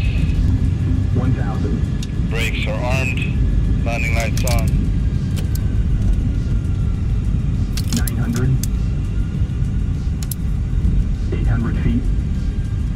800 feet. Fuel 7,000. 7,000. 600 feet.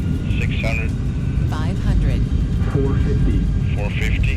400. 400 feet. 400. 300. 300 feet. 200. 150. 100. 50. 50. 30.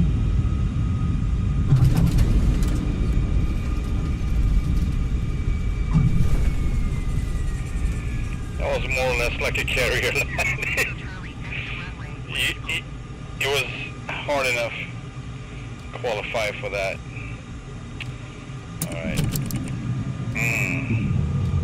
Not happy with it, but no. I was between the go around and actually landing. So yeah, I did a bad choice, but we're down.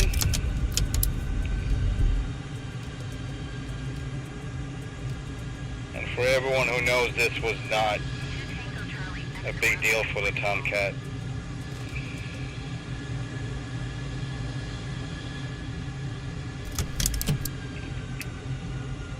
Houston Airport information. Charlie.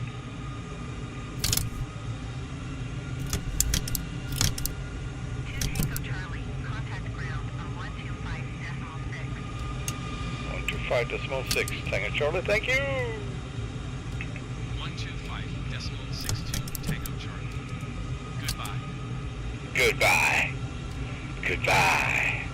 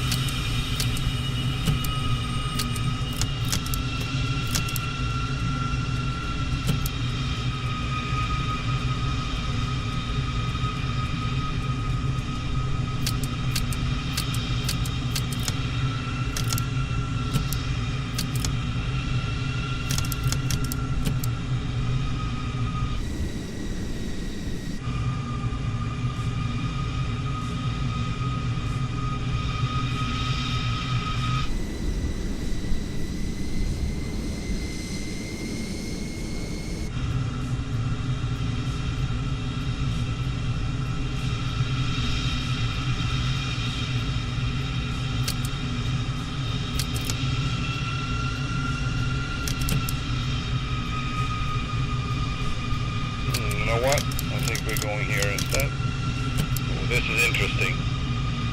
What is this?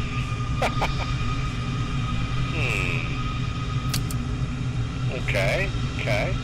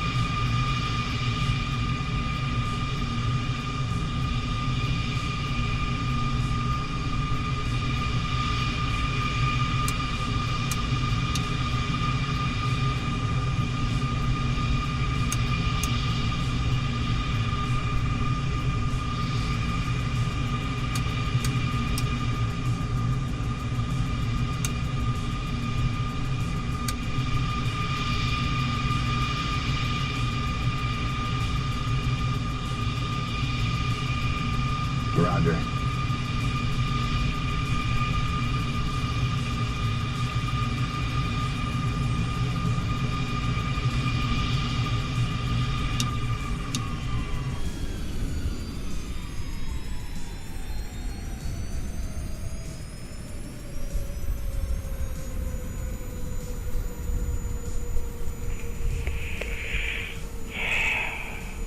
Alright guys and gals, thank you so much for watching.